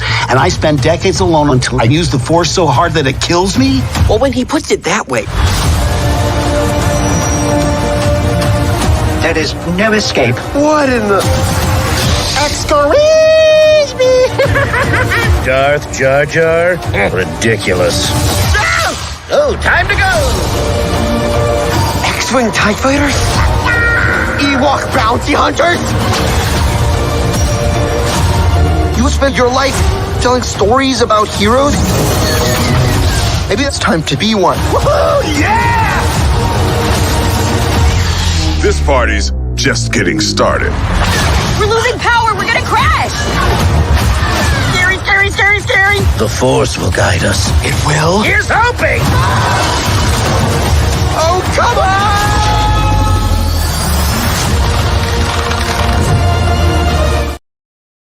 on! So that was the trailer for Lego Star Wars. And I get it. People are going to be wanting to figure out what's going on with a skeleton. Nah, this is what the shit I give a fuck about. It's Lego Star Wars. And I'll tell you why. Did they say Dark Jar Jar? I just want to make sure I heard. Yes, correctly. yes. Told you Jar Jar was the They are best. making They are making Darth Jar Jar a fucking thing. Now, if you read the book on Darth Plagueis and Darth, it's not Darth Tenebrous. I forget what the name of the fucking book was called. It makes, oh my god, it will fucking send shivers down your fucking spine. But it's the Darth Plagueis book, but it's not about Darth Plagueis. It's about his master. It'll fuck you up if this fucking comes through. But here's what you might have missed. Yoda as a stormtrooper working with Darth Grievous. You definitely, everybody's heard about Darth Jar Jar, but Ewoks as bounty hunters. So think about an Ewok as a Boba Fett character. That's awesome sauce. I didn't know C3 those little critters weren't useless puppets. C3PO under the power of the Sith. Or maybe it could be because he has these red eyes. Now they just had this comic book where it was the Scourge of the Droids. which is where he's under the power of the Dark Force. Yeah, the Dark Droid series was pretty cool. And People would C-3PO has definitely the golden miss. rod. Yeah. He's giving it to all the ladies. People definitely missed the White Vader, whose first appearance was in Star Wars Infinities. And I've been telling people about this for 2 years now. That this has been happening. This is going to happen. So there's all types of stuff, and then if I were you guys, I would go back to the Yoda Stormtrooper joint and the Jar Jar, because there's other Jedi's that are now Sith, and see who's there. There's a lot of interesting information there. Yeah, I just hope they bleed the myth of the Cornerstone into the fucking actual live action shit, because that would be the only chance we ever get any of this shit in live action.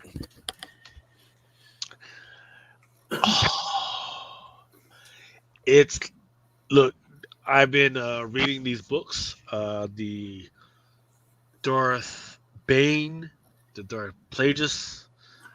But it's not the Dark Plagueis book. I'm fucked up. I need to find out what it is. And now I need to read the Darth Revan book. The Sith. They are on another fucking level, my boy. They're on another fucking level. But yeah, so I'm very hyped about the Star Wars universe.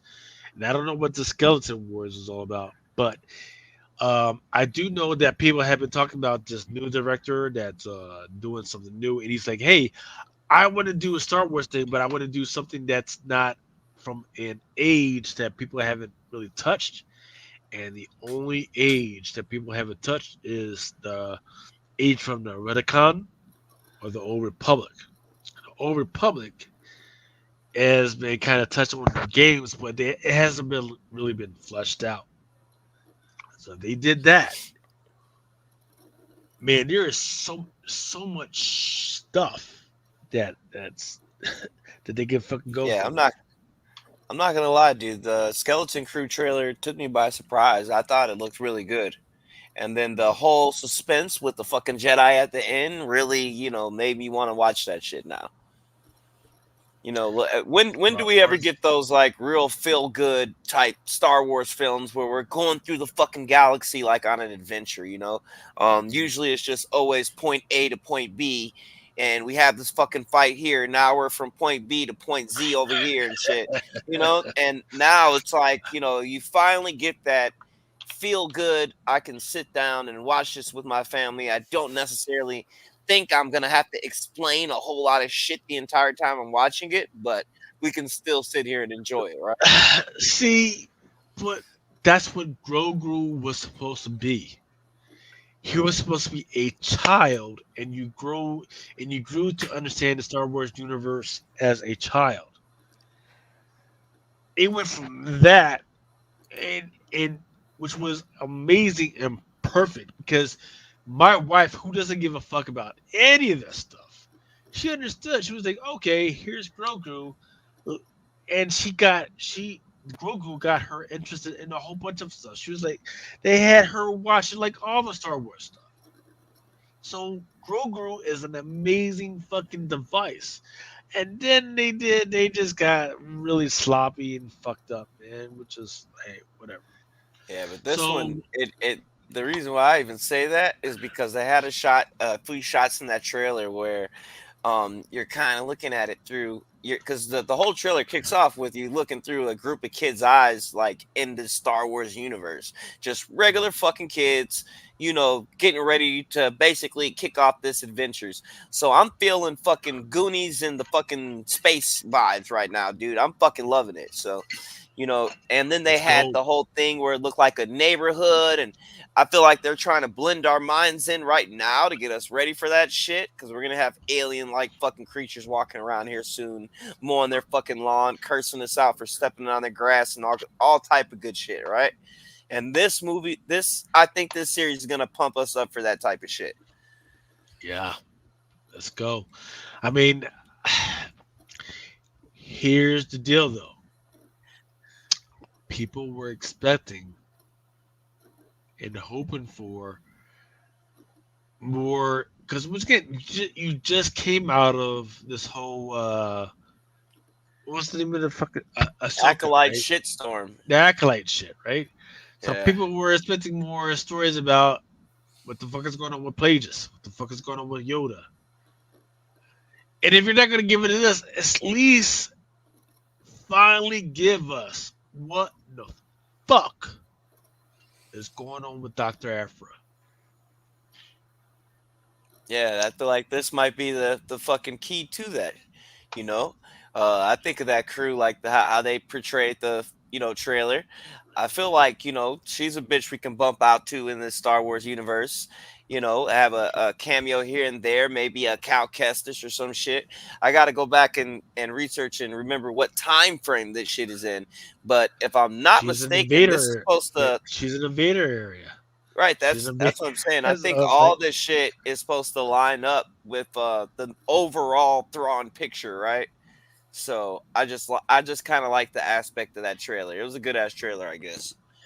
yeah. So yeah, man, we're fucking stuck, man. It's like they. So Acolyte is good because they're reminding us, like, hey, there's a bunch of stuff that you don't fucking know about it, but they haven't taken advantage of that yet. So we'll see if Skeleton Wars picks it up. We'll see if Mandalorian with Grogu picks it up.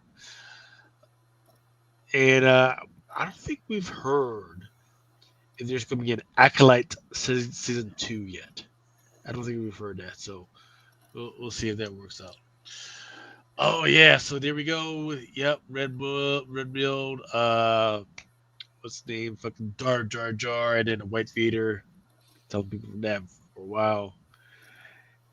Skeleton Crew reveals first teaser to some release date.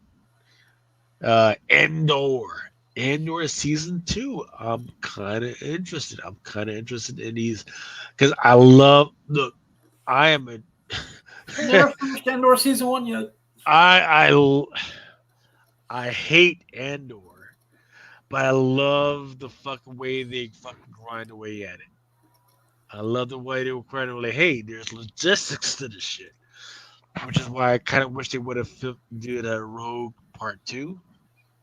But I'm kind of into it.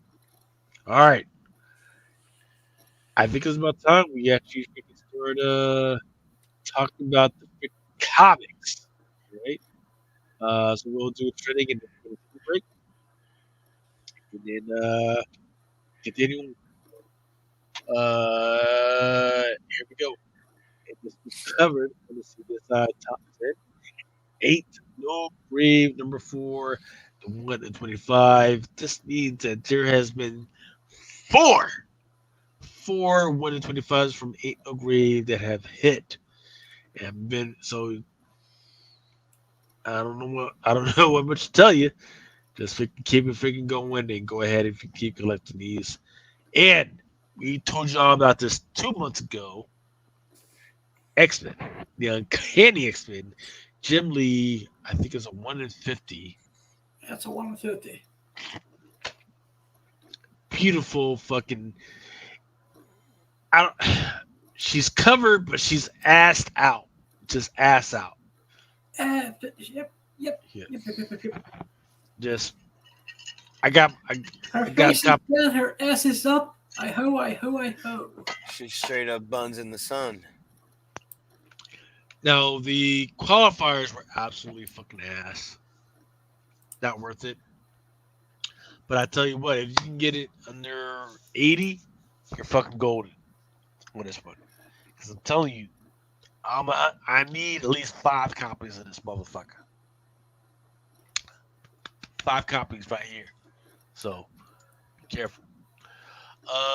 Because of the trailer for Venom, got the Venomverse fucking horse. Yeah.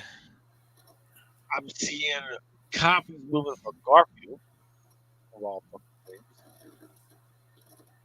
The pedestrian. Number 1. People buying this.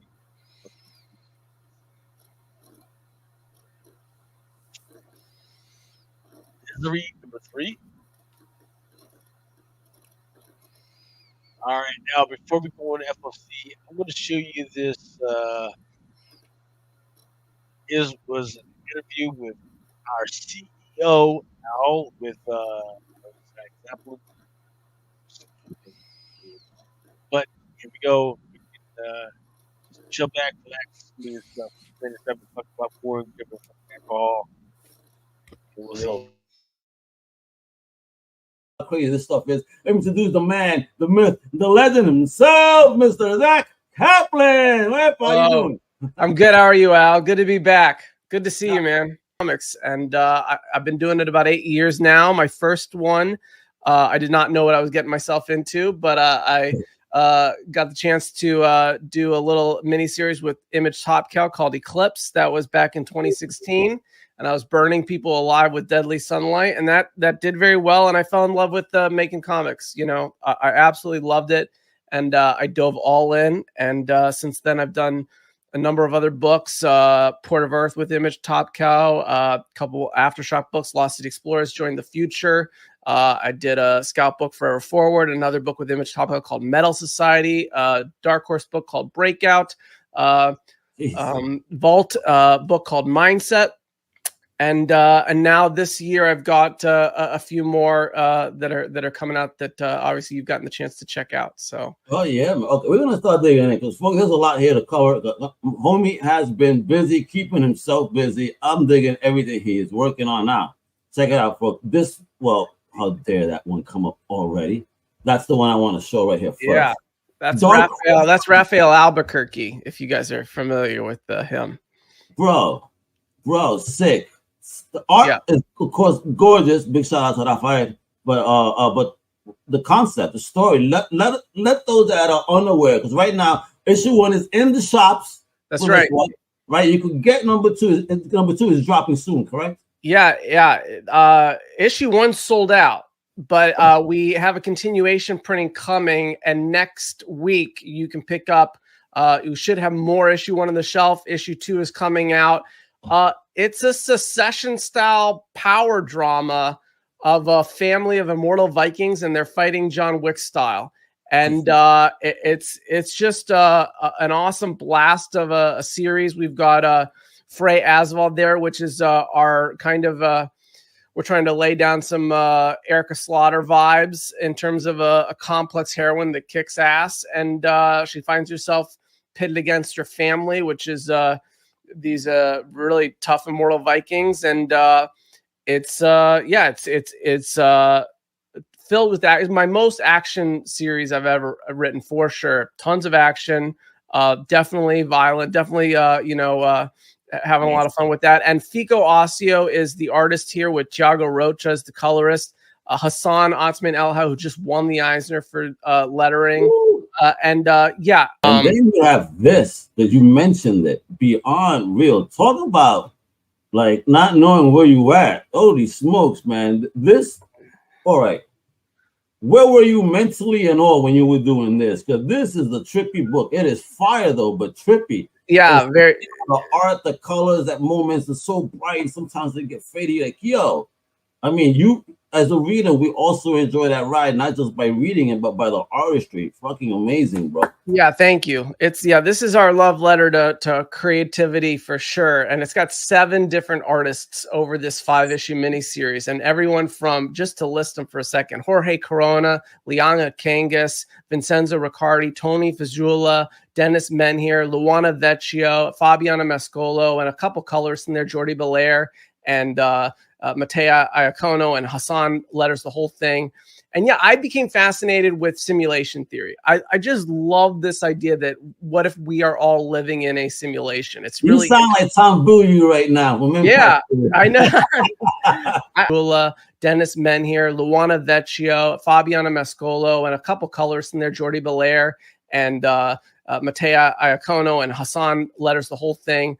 And yeah, we're going to talk about today. This one is dropping another yet gorgeous book, Dark, Empty Void, from Mad Cave Studios, baby. Yeah. 10 years at that. Big salute to them. Talk about it. This is a gorgeous book. And again, like what are you dude, what are you smoking, bro? Or is it just in the air? Is everybody smoking out there where you're at, and it just influenced you? Because Jesus, your brain, bro. I mean, again, these are all great stories, all out there stories, but all different stories. Like, bro, your versatility and your writing skills is just insane. Thank you. I mean, they're all. What's funny though, I feel like they all share some common threads. I feel like I like to make you think, Al. I like to write something that's going to make you think. I like to write something that's going to have some sort of big fun hook, like, ooh, we're talking about immortality, we're talking about simulation theory, we're talking about black holes, but ultimately we're talking about a character. We're talking about her perspective on the world. We're talking about her trying to find her way through it all. So yeah, I come back to some of the same kind of guiding interest again and again. Dark Empty Void is it's about black holes essentially, but it's also about our perspectives. The story, if people are not familiar with it, basically scientists are trying to create a stable microscopic black hole, and with kind of a collider, and they lose control, and all sorts of cosmic energy and matter start spewing out. Most interestingly of all, a young human teenage girl, and they cannot make heads or tails of this, nor can they make heads or tails of the crazy things that this human stranger is saying. So one of the scientists calls his ex-wife, who is a psychologist, to come basically. I could be the ex. Jeez.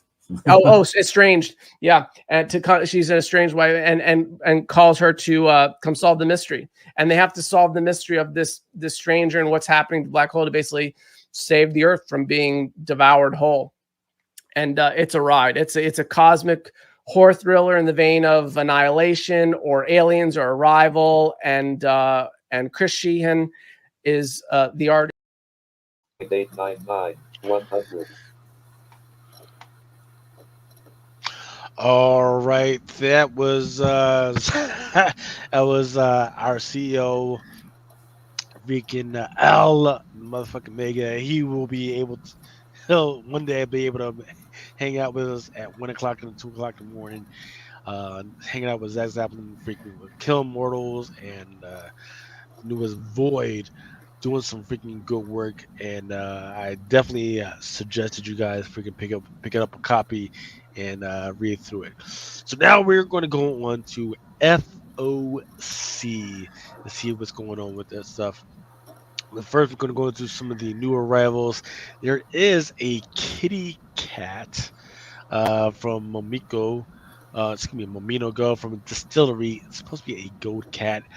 I'm not sure what the difference is because they actually had an STCC one that was actually gold as well. I think this one is about $100. Of course, hit me up if you want a really fucking good discount on that one. I got you. Hell's Half #1, Acre, but cover A by Bungie. Venom War Wolverine #1, which is a Wolverine subsidiary freaking symbiote. And then Minor Arcana #1. There is a FLC reveal Frizzen, and then there's an unlockable by Lotte. It was actually an ash can that came out maybe a couple weeks ago. Masters of the Universe Revolution. Who is Dispara? Looks like there's a new character for this one for Masters of the Universe Revolution #4. And Mutant Nation. Man, there's about 4 to 5 covers. 1, 2, 3, 4. 1, 2, 3, 4. Yeah, 4 covers to include a 1 to 10. And let me tell you, man, they actually all look pretty fucking good, man. Survivor Street coming out with the second volume called The Radical Left #1. And then Kerpow by Scout Comics. So it looks like, so for those that don't know, this is made by the same creators as kind of the same creators as Kick-Ass, but they're trying to strike out on their own. The Autumn Kingdom. I haven't read through the premise of this one yet, but it looks pretty good. And then a Magic Order Magic Order 5 #1. I think this one has already been solicited for or option for something. Yeah, Mark Miller's got an overall deal, and he's has an ownership stake in Netflix, so that's like a done deal. Yeah. Teenage Mutant Ninja Turtles. I forget what her name is. Mona Lisa. I was trying Mona to track. Lisa? Yeah, Mona Lisa. She's on the cover. I'm trying to track down if she's ever had another comic book appearance. I know she's had a cartoon appearance, but not Yeah, tech. I think she was in an issue or two in the early 100s, maybe. Good. That's the Good. last Good time. man. Then what we just had Al talking to the guy about Mad Cave has Dark Empty the Void. Conan Barbarian Battle Blackstone #1 looks the covers look absolutely freaking amazing for it. The cover C by Sager and the cover D by Didier. All right, going into some of the incentives, there's a 1 in 5. The Pedestrian, 1 in 10. There's quite a few. Got my eye on some of the Lady Mechanic joints, as well as some minor Arcanas. That's about it. But here we go with the oddly pedestrian life of Christopher Chaos #12. This Sebastian Firemore, man, he's in another class by himself, man. He's up there with Ozaki, man. He's got some weird shit that looks like, man, but it just looks so fucking good.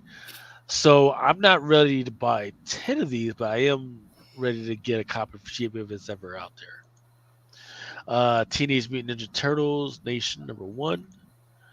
Then there's your Minor Arcana. Scarlet #4, 1 in 10. Disney Villains.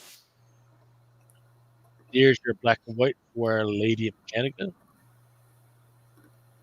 And Gotcha Man #3 by Francine Delgado. There's a 1 in 15. Actually, there's a few 1 in 15s. 120s. Few. All right, now we're on the 1 in 25s. There is a Betsy Cola variant 1 in 25 for Avengers Symbol. It's going to be the first appearance of Captain America's newly formed emergency response squad. Then Ultimate Black Panther. The solicit says enough planning, time for a guerrilla counterstrike against Khonshu and Ra.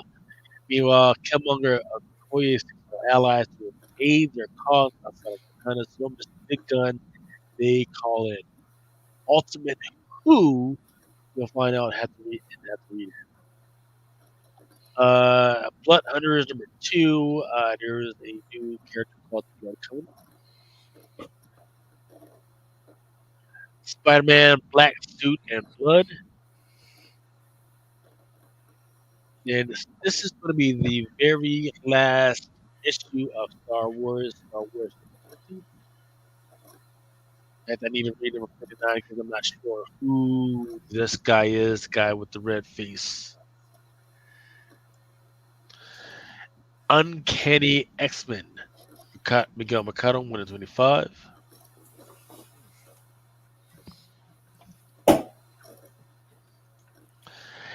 Venomverse Reborn. This one is a second print, David Nakayama, or Deadpool. Then Poison Ivy #25. Brian Boyan has Poison Ivy looking kind of crazy. Batman #152. There's a 1 in 25. Trinity Special Worlds, Finest #1. Cover D, 1 in 25 by Chrissy Zulo. Here's a 1 in 30. Oh, actually, it looks like we're moving on to the 1 in 50s. Kingdom, 40s. Here we go. There's your 1 in 50s. Uncanny X-Men #2, Luciano Vecchio, Gambit variant. Scarlet number 4. I can't believe there's a 1 in 50 for this. Fantastic Four. What I would keep an eye out for is the fact that there is going to be a spoiler variant by Giuseppe Chemicoli. Okay.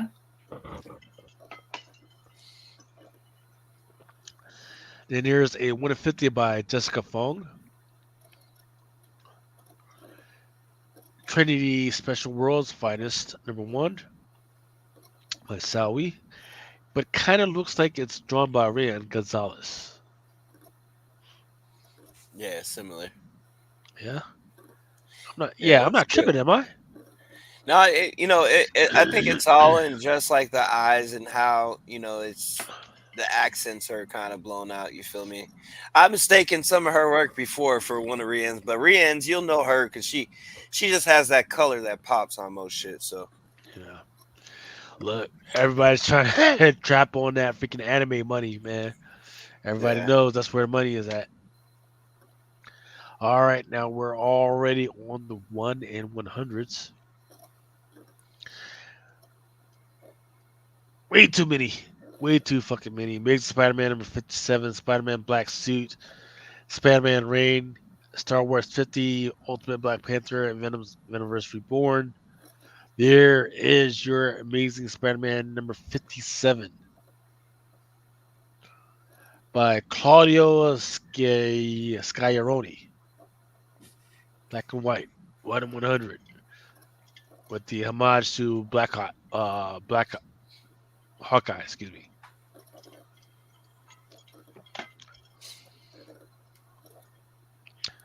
Here's your Spider-Man suit. 1 in 100, really? I don't know about that. I'll pick that up in a second. Spider-Man Reign number 2. Miles Morales, old man's Miles Morales going against speaking Peter Parker, old man. Then there's your 1 in 100 for Star Wars number 50.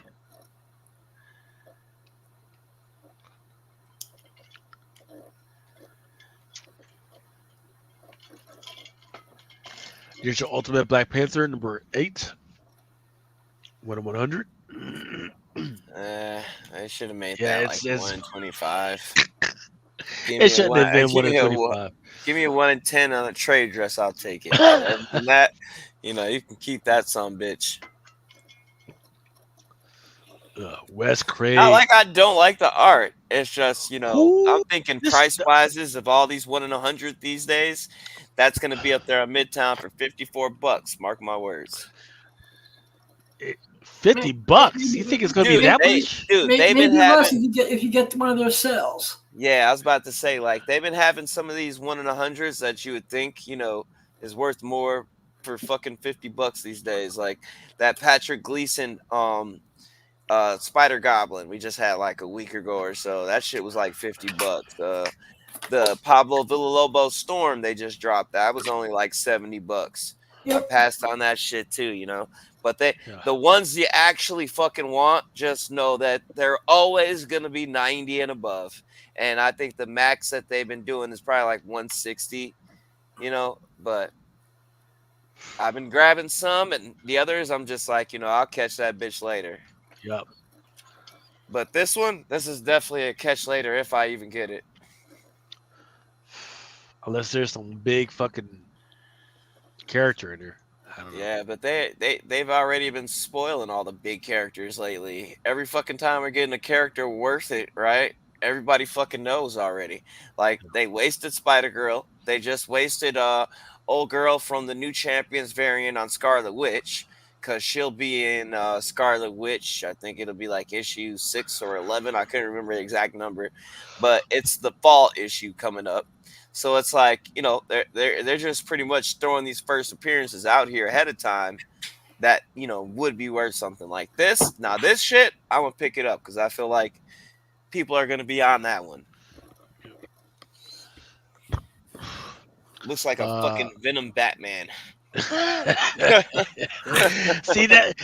Who else would be standing on top of a fucking gargoyle in the in the middle of the fucking city in the rain. with a Who fat ass else? leather looking cape.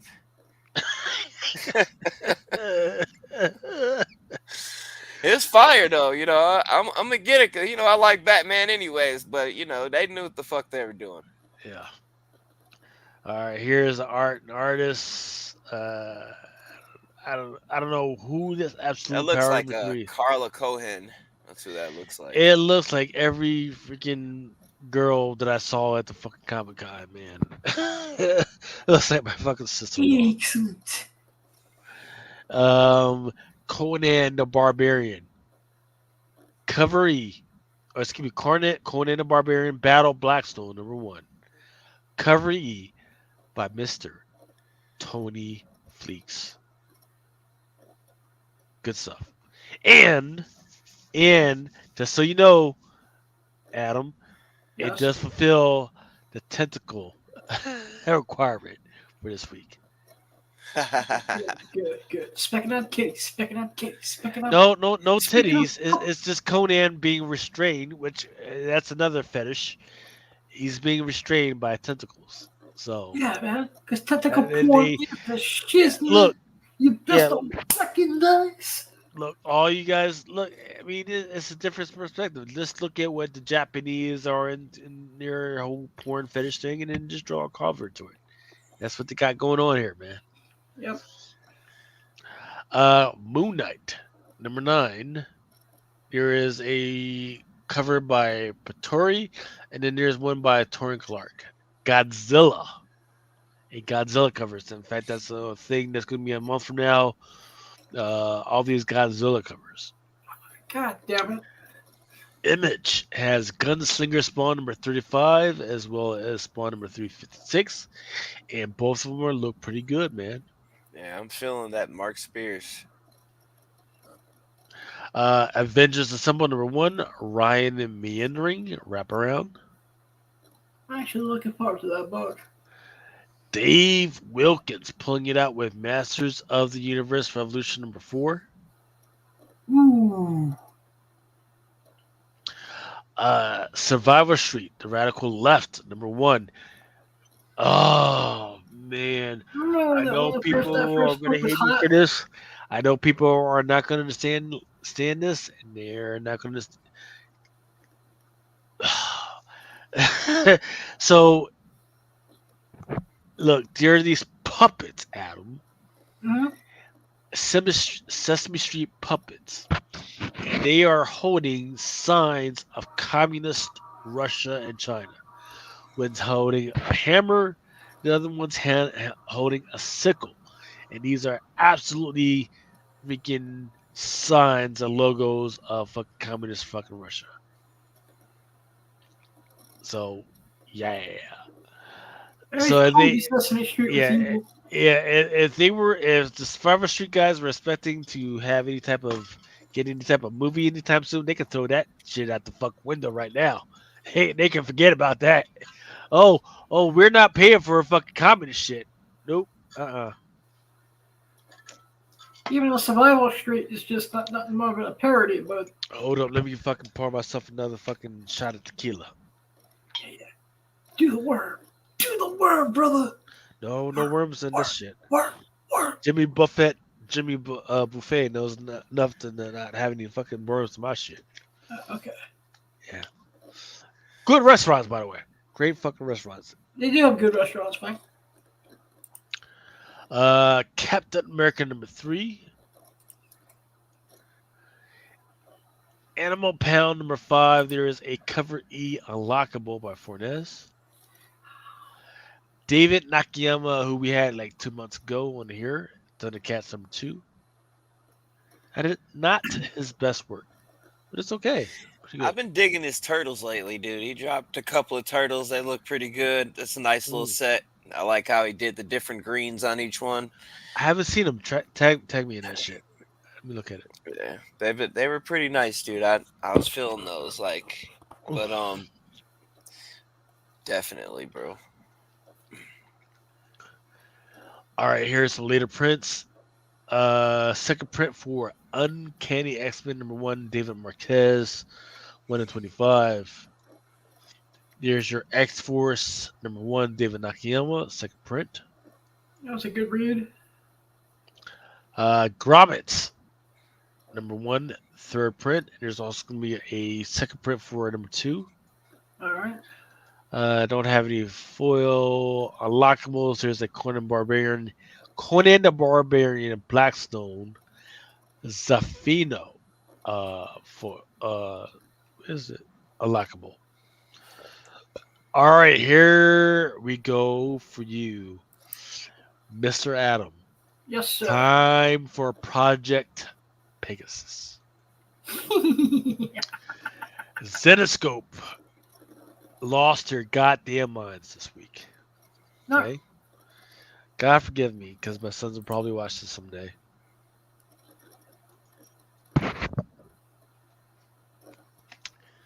First image we have up is Man Goat. Right. And Buddy Man, beware the Pig Man, #3. And let me tell you, Buddy Man is in a room full of fucking fire. He's tied up to the fucking bed. And there's a young lady who's got those little she's got a whip, but it's not just a fucking whip. It's got those fucking Tresson balls, shit that's got like spikes and shit, and then the fucking balls, right? And my boy Buddy Man has got the Gimp fucking ball gag on him and shit, right? He's handcuffed to the motherfucking bed. And not only that, his ears are fucking swirled up and tied up and shit. So he can't go out. But he is living his best fucking life, goddammit. He's living his best goddamn life. So yes. Judge him if you want to, but he's happier than a motherfucker. All right? This isn't up in order. Yes. It is the Man Goat and Bunny Man Beware the Pig Man #3. Cover C, Sonia. Order it through the pull box. And I will give this shit to you for cost. So that would be 50% off. We will talk, bro. We will talk. You need to have this cover. You need to have this cover so that your grandkids are going through your shit. The fuck cover, and they see, oh yeah, that granddaddy was about that life. Yeah. This is. You don't think my grandkids are getting up in Jump Street what their grandpappy was all about? Yeah. Yup. This is the one. This is the one. All right. This is a good cover. But you know what? Zenoscope said, "Oh, you thought we was done." Wait, there's something that's gonna top that in yes. fucking history? Man, Goat, and Bunny Man, Beware the Pig Man, #3, cover D, but this one is a 1 of 20. This is a homage to Space Jam. Okay. Yeah, that's fucking fire, dude. I even want one of those. OG Space Jam or New Space Jam? Yeah, Adam, you need 20 of the other ones that I was just telling you about. That way you can get this one, which is a 1 in 20. And like Chris said, this is fucking fire. I'm telling you. Dude, that shit. I'm telling you.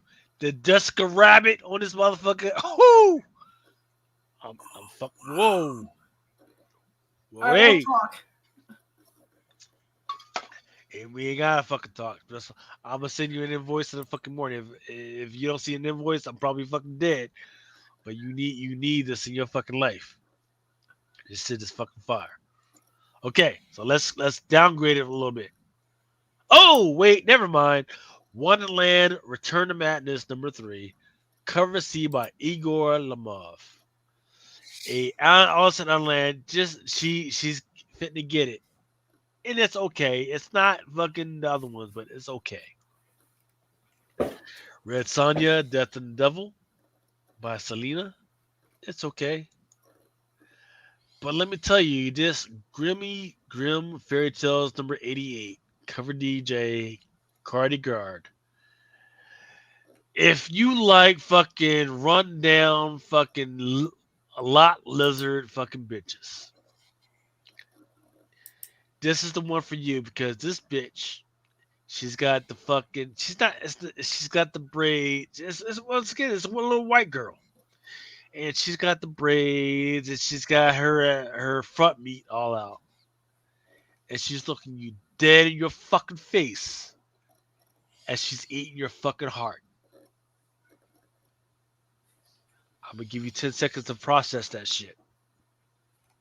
There's a little white girl in fucking braids. She's looking you dead in your fucking face as she's eating your fucking heart with the front meat all out. And yeah, she bothers to take a minute to fucking wipe her fucking mouth with her fucking other hand. Hey, because she's got the blood from your heart, you know. She's wiping her fucking mouth. But guess what?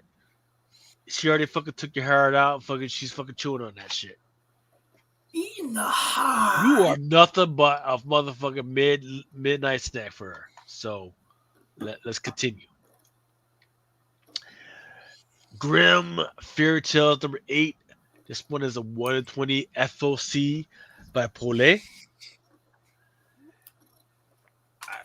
Sir, I don't even know what the story is about, but there is a young girl on here, blonde.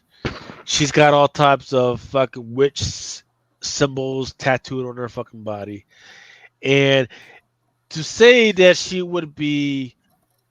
in her lingerie is a fucking lie, because she's a less than that. She's a less than lingerie. Yeah, so much titty meat falling out, man. Fucking Adam, you just fucking losing your mind, like, you know what I'm saying, with that shit. How you have front and ass meat hanging out in the same fucking picture? I don't fucking know. Face down, ass up, my brothers and sisters. And it's the favorite type of lingerie, you know, with like the double strings on the side that kind of squeeze it a little bit, make it look like a piece of meat with, you know, the string wrapped around it too tight. Dude. Now we'll say this.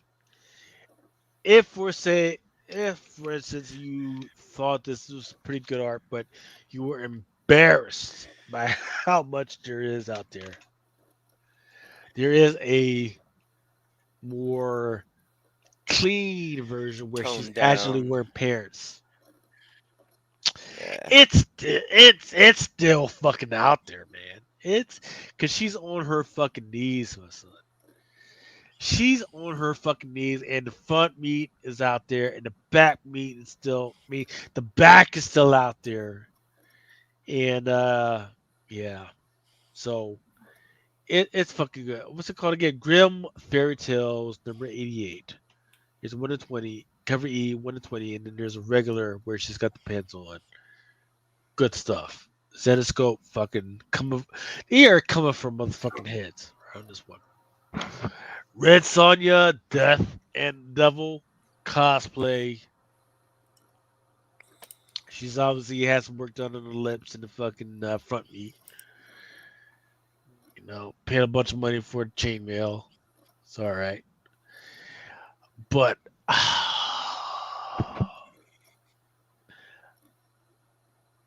Adam, the one that I have up here right now is called Vampirilla Dark Reflections number 4. Look at Chris, took another fucking swig. Took another swig on this one. Vampirilla Dark Reflections number 4. Cover F Perillo. And this one is going to be a metal premium, which means it's $100 normally. Yeah, it looks like it's pretty fire. You ever see a bitch that she's sexy? So I'm gonna borrow from Sex in the City. You ever see a bitch that's sexy ugly? See them at the strip clubs all the time. This girl right here on this cover, she is sexy ugly. Vampirilla is on this cover is sexy ugly, where you know she's not what you would normally say is conventionally beautiful or sexy, but the way in this cover she is sexy fucking ugly. You gotta have it. You gotta fucking have it. It's fucking and it's a Perillo, Lucille Perillo. Fuck it, man. It just disturbs me because he has these girls, right, that he normally draws. And you're like, oh, that's Perillo, that's Perillo. But then he decided to fuck you on this one. You go, oh, I guess I don't know everything that Lucille Perillo has to fucking draw. I guess I don't know this motherfucker. So he fucks around with you on this one. Great fucking art. Interesting stuff going on in the background. Interesting stuff going inside the fucking art. Fuck. All right, here we go with DC Trinity Special World's Finest #1. You old ass little fucking perverts. I love that bubblegum shit. This one is for you. Done by Sweeney Boo. Cardstock. So Fuck, yeah. I love this one. That's Ooh. fucking fire, dude. I gotta have that. Shit. I gotta have that shit. Bubblegum books. Yeah, dude. That's fucking amazing. I forget who this is, but this is probably done by another Grimm artist, Soria Matas and Coco Spin. Front meat all out there. Red leather fucking suit, blonde, you know. That binds the question, Mr. Adam. When is the next what's the name of sex what's the name of the fucking thing that you go to where it's nothing but fucking porn? Oh, Exotica? Yeah, what's the next one? The season October should be 25th to the 27th. See, there you go, but man, no. Are you going? Or are you taking a break? I'm already locked in. See? I've been locked in since last year. See? And that's in New York or what? Yeah, Jersey. It's in Edison, New Jersey. It's in Jersey, which is close to Philly. Yeah, press pass. Maybe an hour and a half, maybe 2 hours away from Philly, give or take. Holmes and Houdini, Chris Moriata, currency. There is a very Pegasus fucking art. I didn't bring it in. Woo. This one is freaking hot. 2 chicks just doing a whole. So it's like a homage to Harry Houdini and what's the Houdini's name? I forget what Houdini's first name was, but yeah. Yeah, I'm drawing a blank at the moment.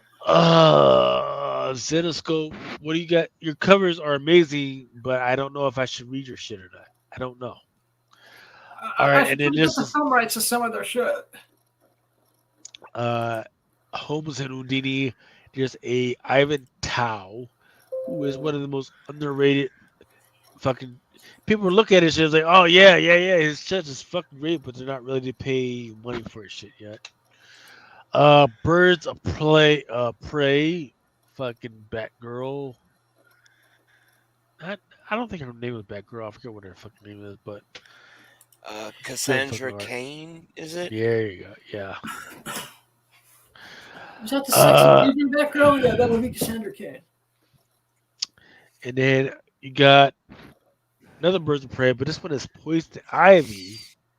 However, she's in Catwoman suit. Don't know what I feel about this one. What issue of Poison Ivy is this? Birds of Prey number 13. All right. And then, you know, this is Project Pegasus. For those who are confused about what the fuck we're doing. It's Adam. This is manga, which I think, Adam, I implore you, we need to do just manga, but in this vein. This one is called Booty Royale. Okay. Never go down without a fight. And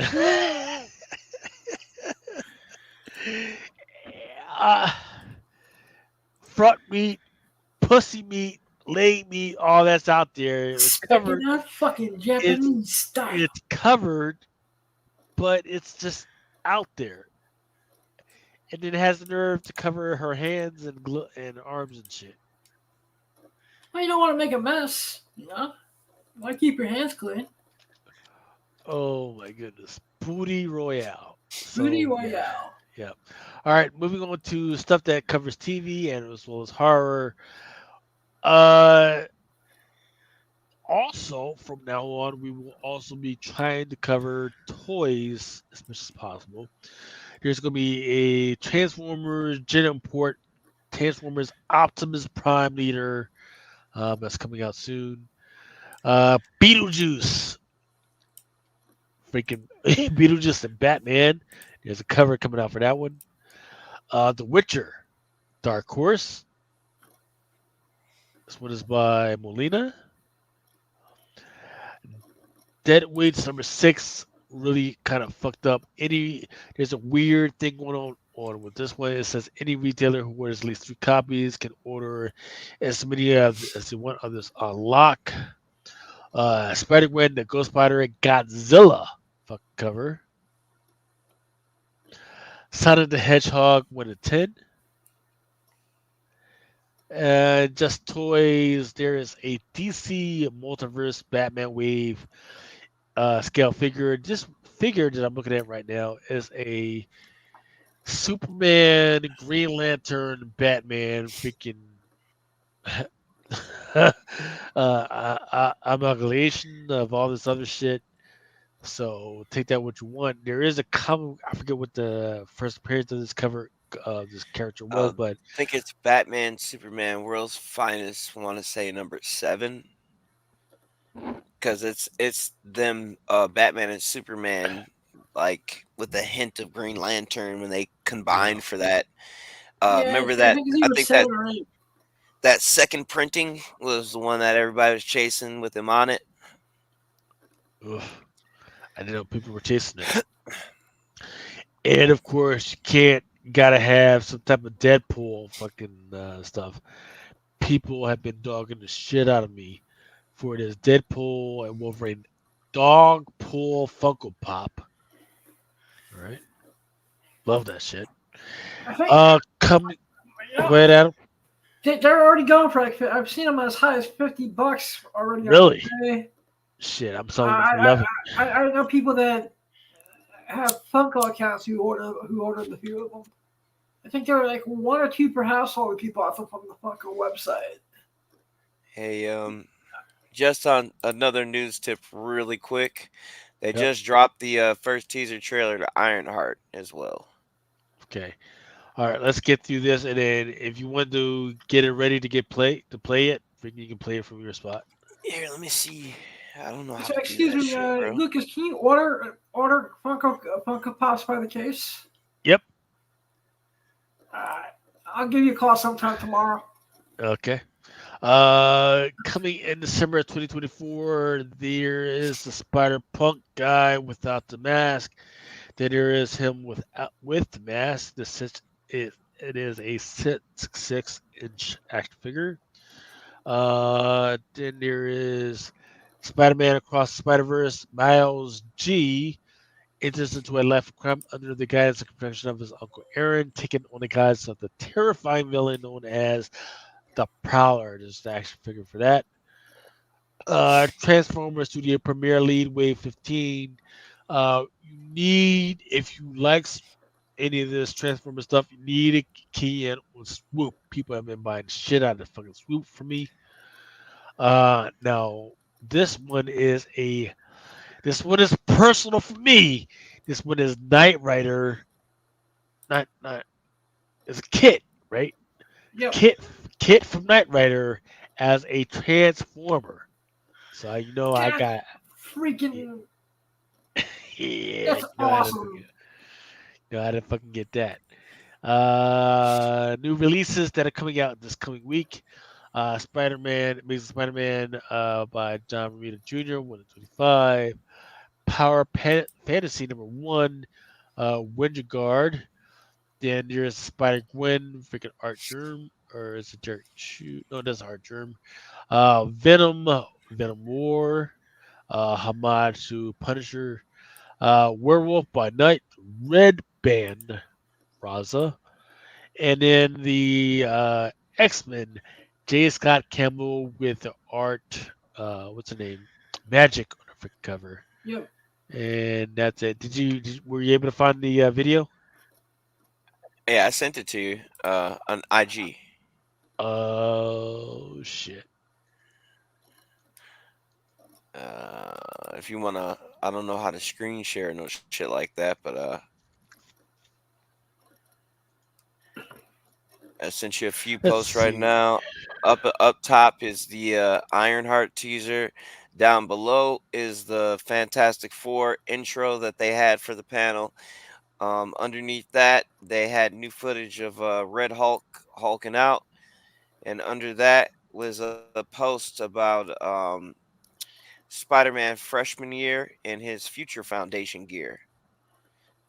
Because Kevin Feige was wearing that hat, I'm guessing today or at San Diego, Yeah, he's but I running think out it was San Diego, today. I believe, too. Yeah. So, but they just released a brand new trailer for Agatha, and somebody snuck out the Ironheart trailer already, which, from what I looked at it so far, looked pretty fucking good. I think I did catch a glimpse of the hood in there too. So yeah. Yeah, that's been rumored for a while. And the Hood miniseries where he first appears is kind of, been off the radar for a while.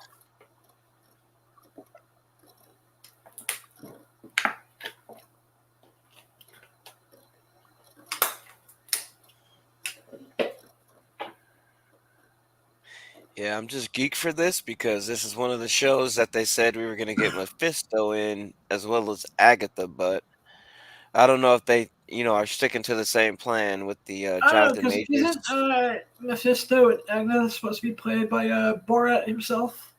Yes, Saoirse sir. Baron Cohen?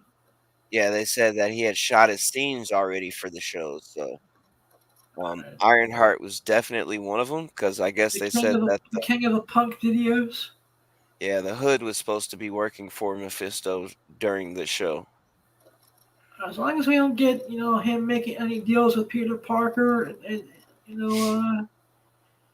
for things in the MCU, I'll be fine.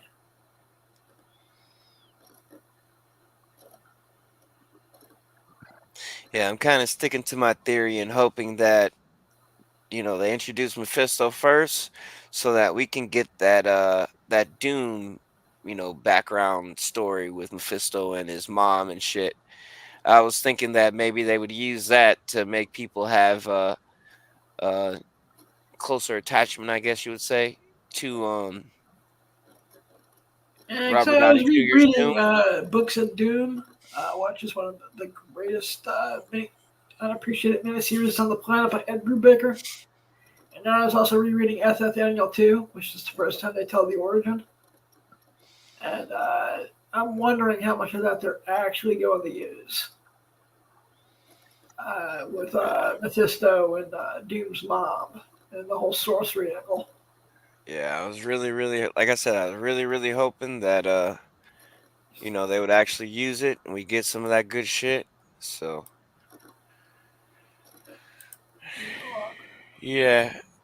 I'm kind of ass backwards. Like, what are they 23 in fucking China or something? Because like, why is everything coming out now? Like, it's been slowly but surely coming out, creeping out over the last 2 hours. Like, that's when we got the Skeleton Crew trailer. Now the Ironheart trailer. They might have some really good leakers. Yeah, dude, it's just yeah. Unless everybody's just getting back to their hotel right now and posting the shit that they have. Because a lot of these are popping up, now. So Which means if it's that way, they'll be down by Monday.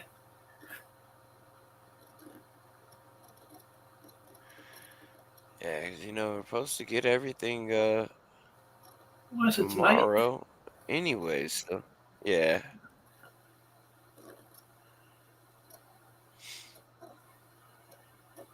telling you, people don't want to cross the mouse, man. Mickey Mouse is a bastard when he wants to be. You know?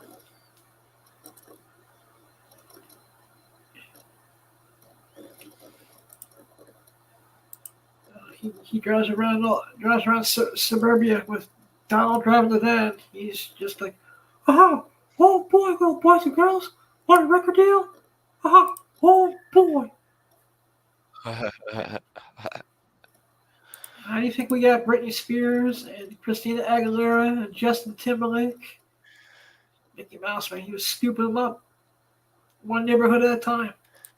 Oh boy, I can make you famous. Giving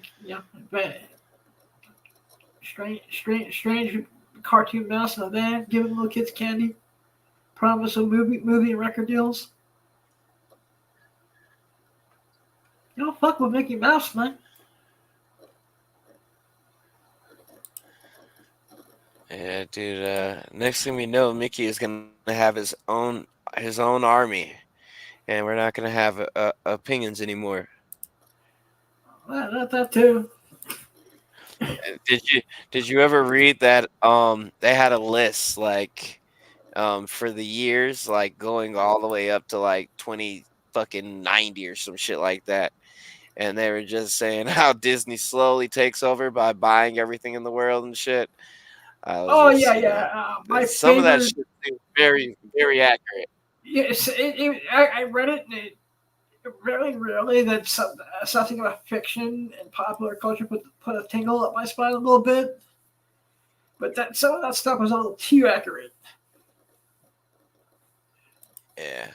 It's just like one of my favorite memes is Mickey Mouse holding the Infinity Gauntlet, and it's just the only thing that he wasn't put in there yet was like Sony, I think, and he was like, "Haha, my acquisition is almost complete. Oh boy." If anyone wants to hire me for kids' birthday parties, I'm affordable. Come with the Mickey Mouse costume. My only real requirement is I get 2 pieces of cake. I know. That's a serious requirement, bro. They don't have to be big pieces of cake. Just as long as I get a piece of cake. So you know that Steamboat Willie is open now, right? So you can probably dress up as Steamboat Willie. That's true, but there's no money to be made at Steamboat Willie, man. The kids want Mickey. Hey, they're making a horror movie off of Steamboat Willie. Don't remind me. I saw the trailer for that twice, and I had no clue what the fuck I watched. It's like I watched what was it? It was I still have to watch the second Winnie the Pooh horror movie yet. I haven't had a chance to watch it yet. All right, so what we got up right now is things that people, it's not actually been announced, but some of the stuff has been projected. Miss Marvel 2, Thor, Physic Quest, Ghost Rider. I wouldn't say Ghost Rider, but Midnight Suns, there's strong signs that they're pointing towards that. Fantastic Four has been announced. Sentry, Scarlet Witch. Excuse me, when they say Miss Marvel 2, they're saying season 2? Yeah, season 2. But it hasn't been actually announced, so I don't know. World War These are Hulk. all like guesses. Yeah, World War Hulk. Yeah, they're definitely trying to do that. Eternals, Judgment Day. They're trying to do that, but it hasn't been announced. So there's a bunch of okay. So there's Midnight Suns. So there's a whole bunch of stuff that you can see them that they're trying to point to, but they actually haven't announced just yet. Heroes for Hire. They should have been done that. Captain Carter, Magneto, Man-Thing, they're definitely pointing to with this whole thing about the anchors, because Man-Thing, he is the nexus he's the anchor of all anchors. That's his thing. Secret Warriors. Yeah, I'm surprised they haven't brought him in already. Yeah, Mephisto, Nova. Yeah, they've been talking about that for a while. So there's all types of stuff happening on here, which are they've been absolutely pointing towards. It's just that I don't know what they're waiting on. You like either do it or you freaking don't, or maybe just do a what if and see how it floats. So man, there's a whole bunch of freaking stuff on here, but oh man, it is a good time, especially if you're a Disney investor. Um, it's a fucking good time to freaking be alive because it's actually quite cheap. Um, could probably be cheaper. You just gotta freaking hang out. Warner Brothers, same thing. So what else you guys got in your mind? Uh, Shit, dude, we got a shit ton of legends given to us recently besides the Spider Verse wave, right? So that fucking Deadpool Wolverine, that trio of figures is going fucking nuts. I think it's damn near sold out everywhere. Yeah. That Wolverine sold out in fucking 0.2 seconds. I was lucky enough to get a few orders in a case, so hopefully, that shit works out. But another thing is, dude, like I said, I don't know what the fuck is going on. I don't know if people are like just getting home or whatever the fuck is going on, but it's a lot of shit coming out for D23 right now, like that they did not give us today. So I'm guessing that they may have showed the audience live today, and now they're just getting home, putting that shit up. So I think that's how we just got that Ironheart trailer. Fucking, there's a new trailer for Agatha, although they did release that today. Yeah. But nothing much. You feel me? That's Yeah. about it. We That's have the way I a few feel. I good feel books too like coming up. yeah, I feel like people have been making the rounds on their vacations, so people have been saving their money. They haven't been buying a whole bunch of stuff. So now, as we kind of settle into September, eventually when we settle September, that's when we'll see the actual freaking market. So hold on to your stuff till then. Um, Lorcana, those cars they keep coming up. Apparently, the Oh my Lorcana God, line there's out more. DD23. Yeah, Lorcana was freaking crazy. People are complaining about how crazy it was to try and get cards. And they're calling bullshit because people were saying, "Whoa, yeah, we're sold out, so get out of the fucking line." And people were like, "No, no." Employees were like, "No, no, no, we still got you. Just freaking hold on." So all types of weird stuff going on with that. But yeah, I feel like we're in a freaking good freaking spot, man. But I also had a rumor that Pogs are going to be making a comeback, so I'm extremely happy about that. uh, say again, what was it? Pog, you remember Pogs? Pog. Yeah, the So little game, the, yeah, the game with the slammers and the circle little cars that you so slam. so interesting enough, at the retailer summit in San Diego, they brought back Beyblades. They tried to bring back Beyblades, which is Wow. like Pogs and like freaking Tops and everything, but it is like there's this weird mechanism that makes it so you don't have to do all the weird shit with it, right? And it's got future because it already has a cartoon and shit associated with it. But the problem,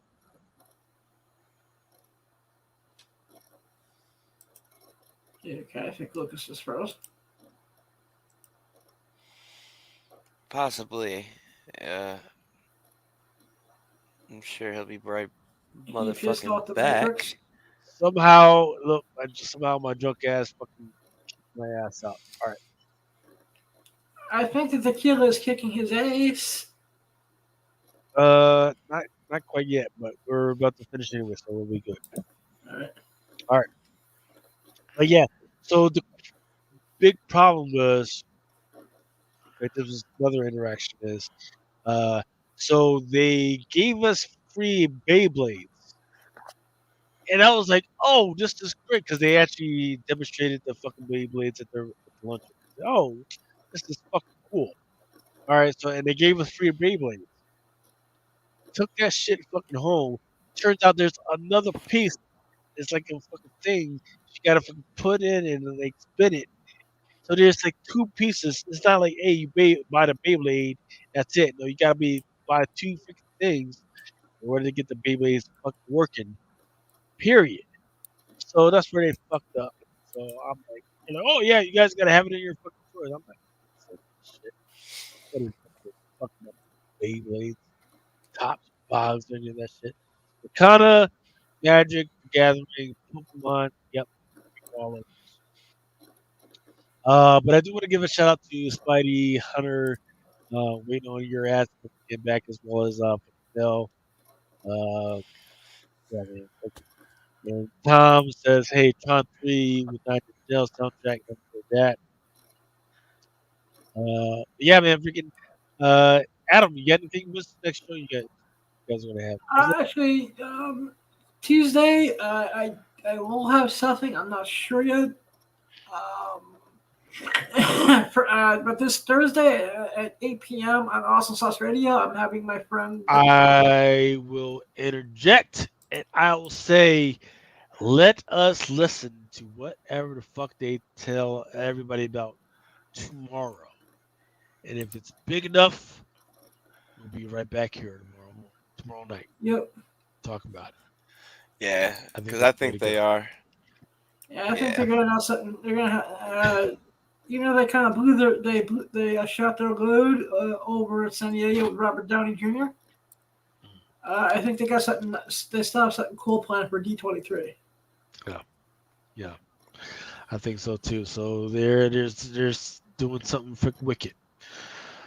But as we say, I think that's the end of this. We are at the 2-hour 40-minute mark. It is 3:30 in the fucking morning. It's time to either leave the fucking club or just fucking go to fucking bed, man.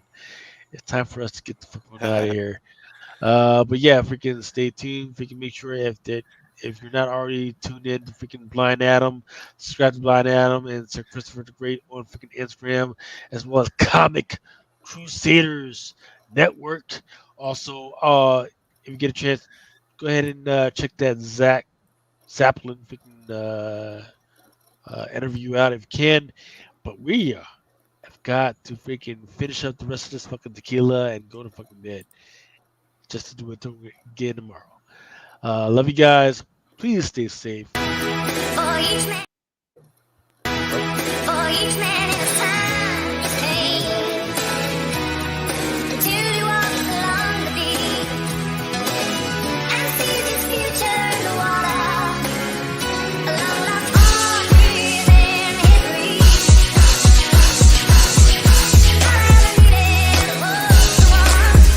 Sometimes men take matters into their own hands. You want answers? I think I'm the type of you want answers. I want the truth. You can't handle the truth. As you guys know, it is Drunken Chat, son.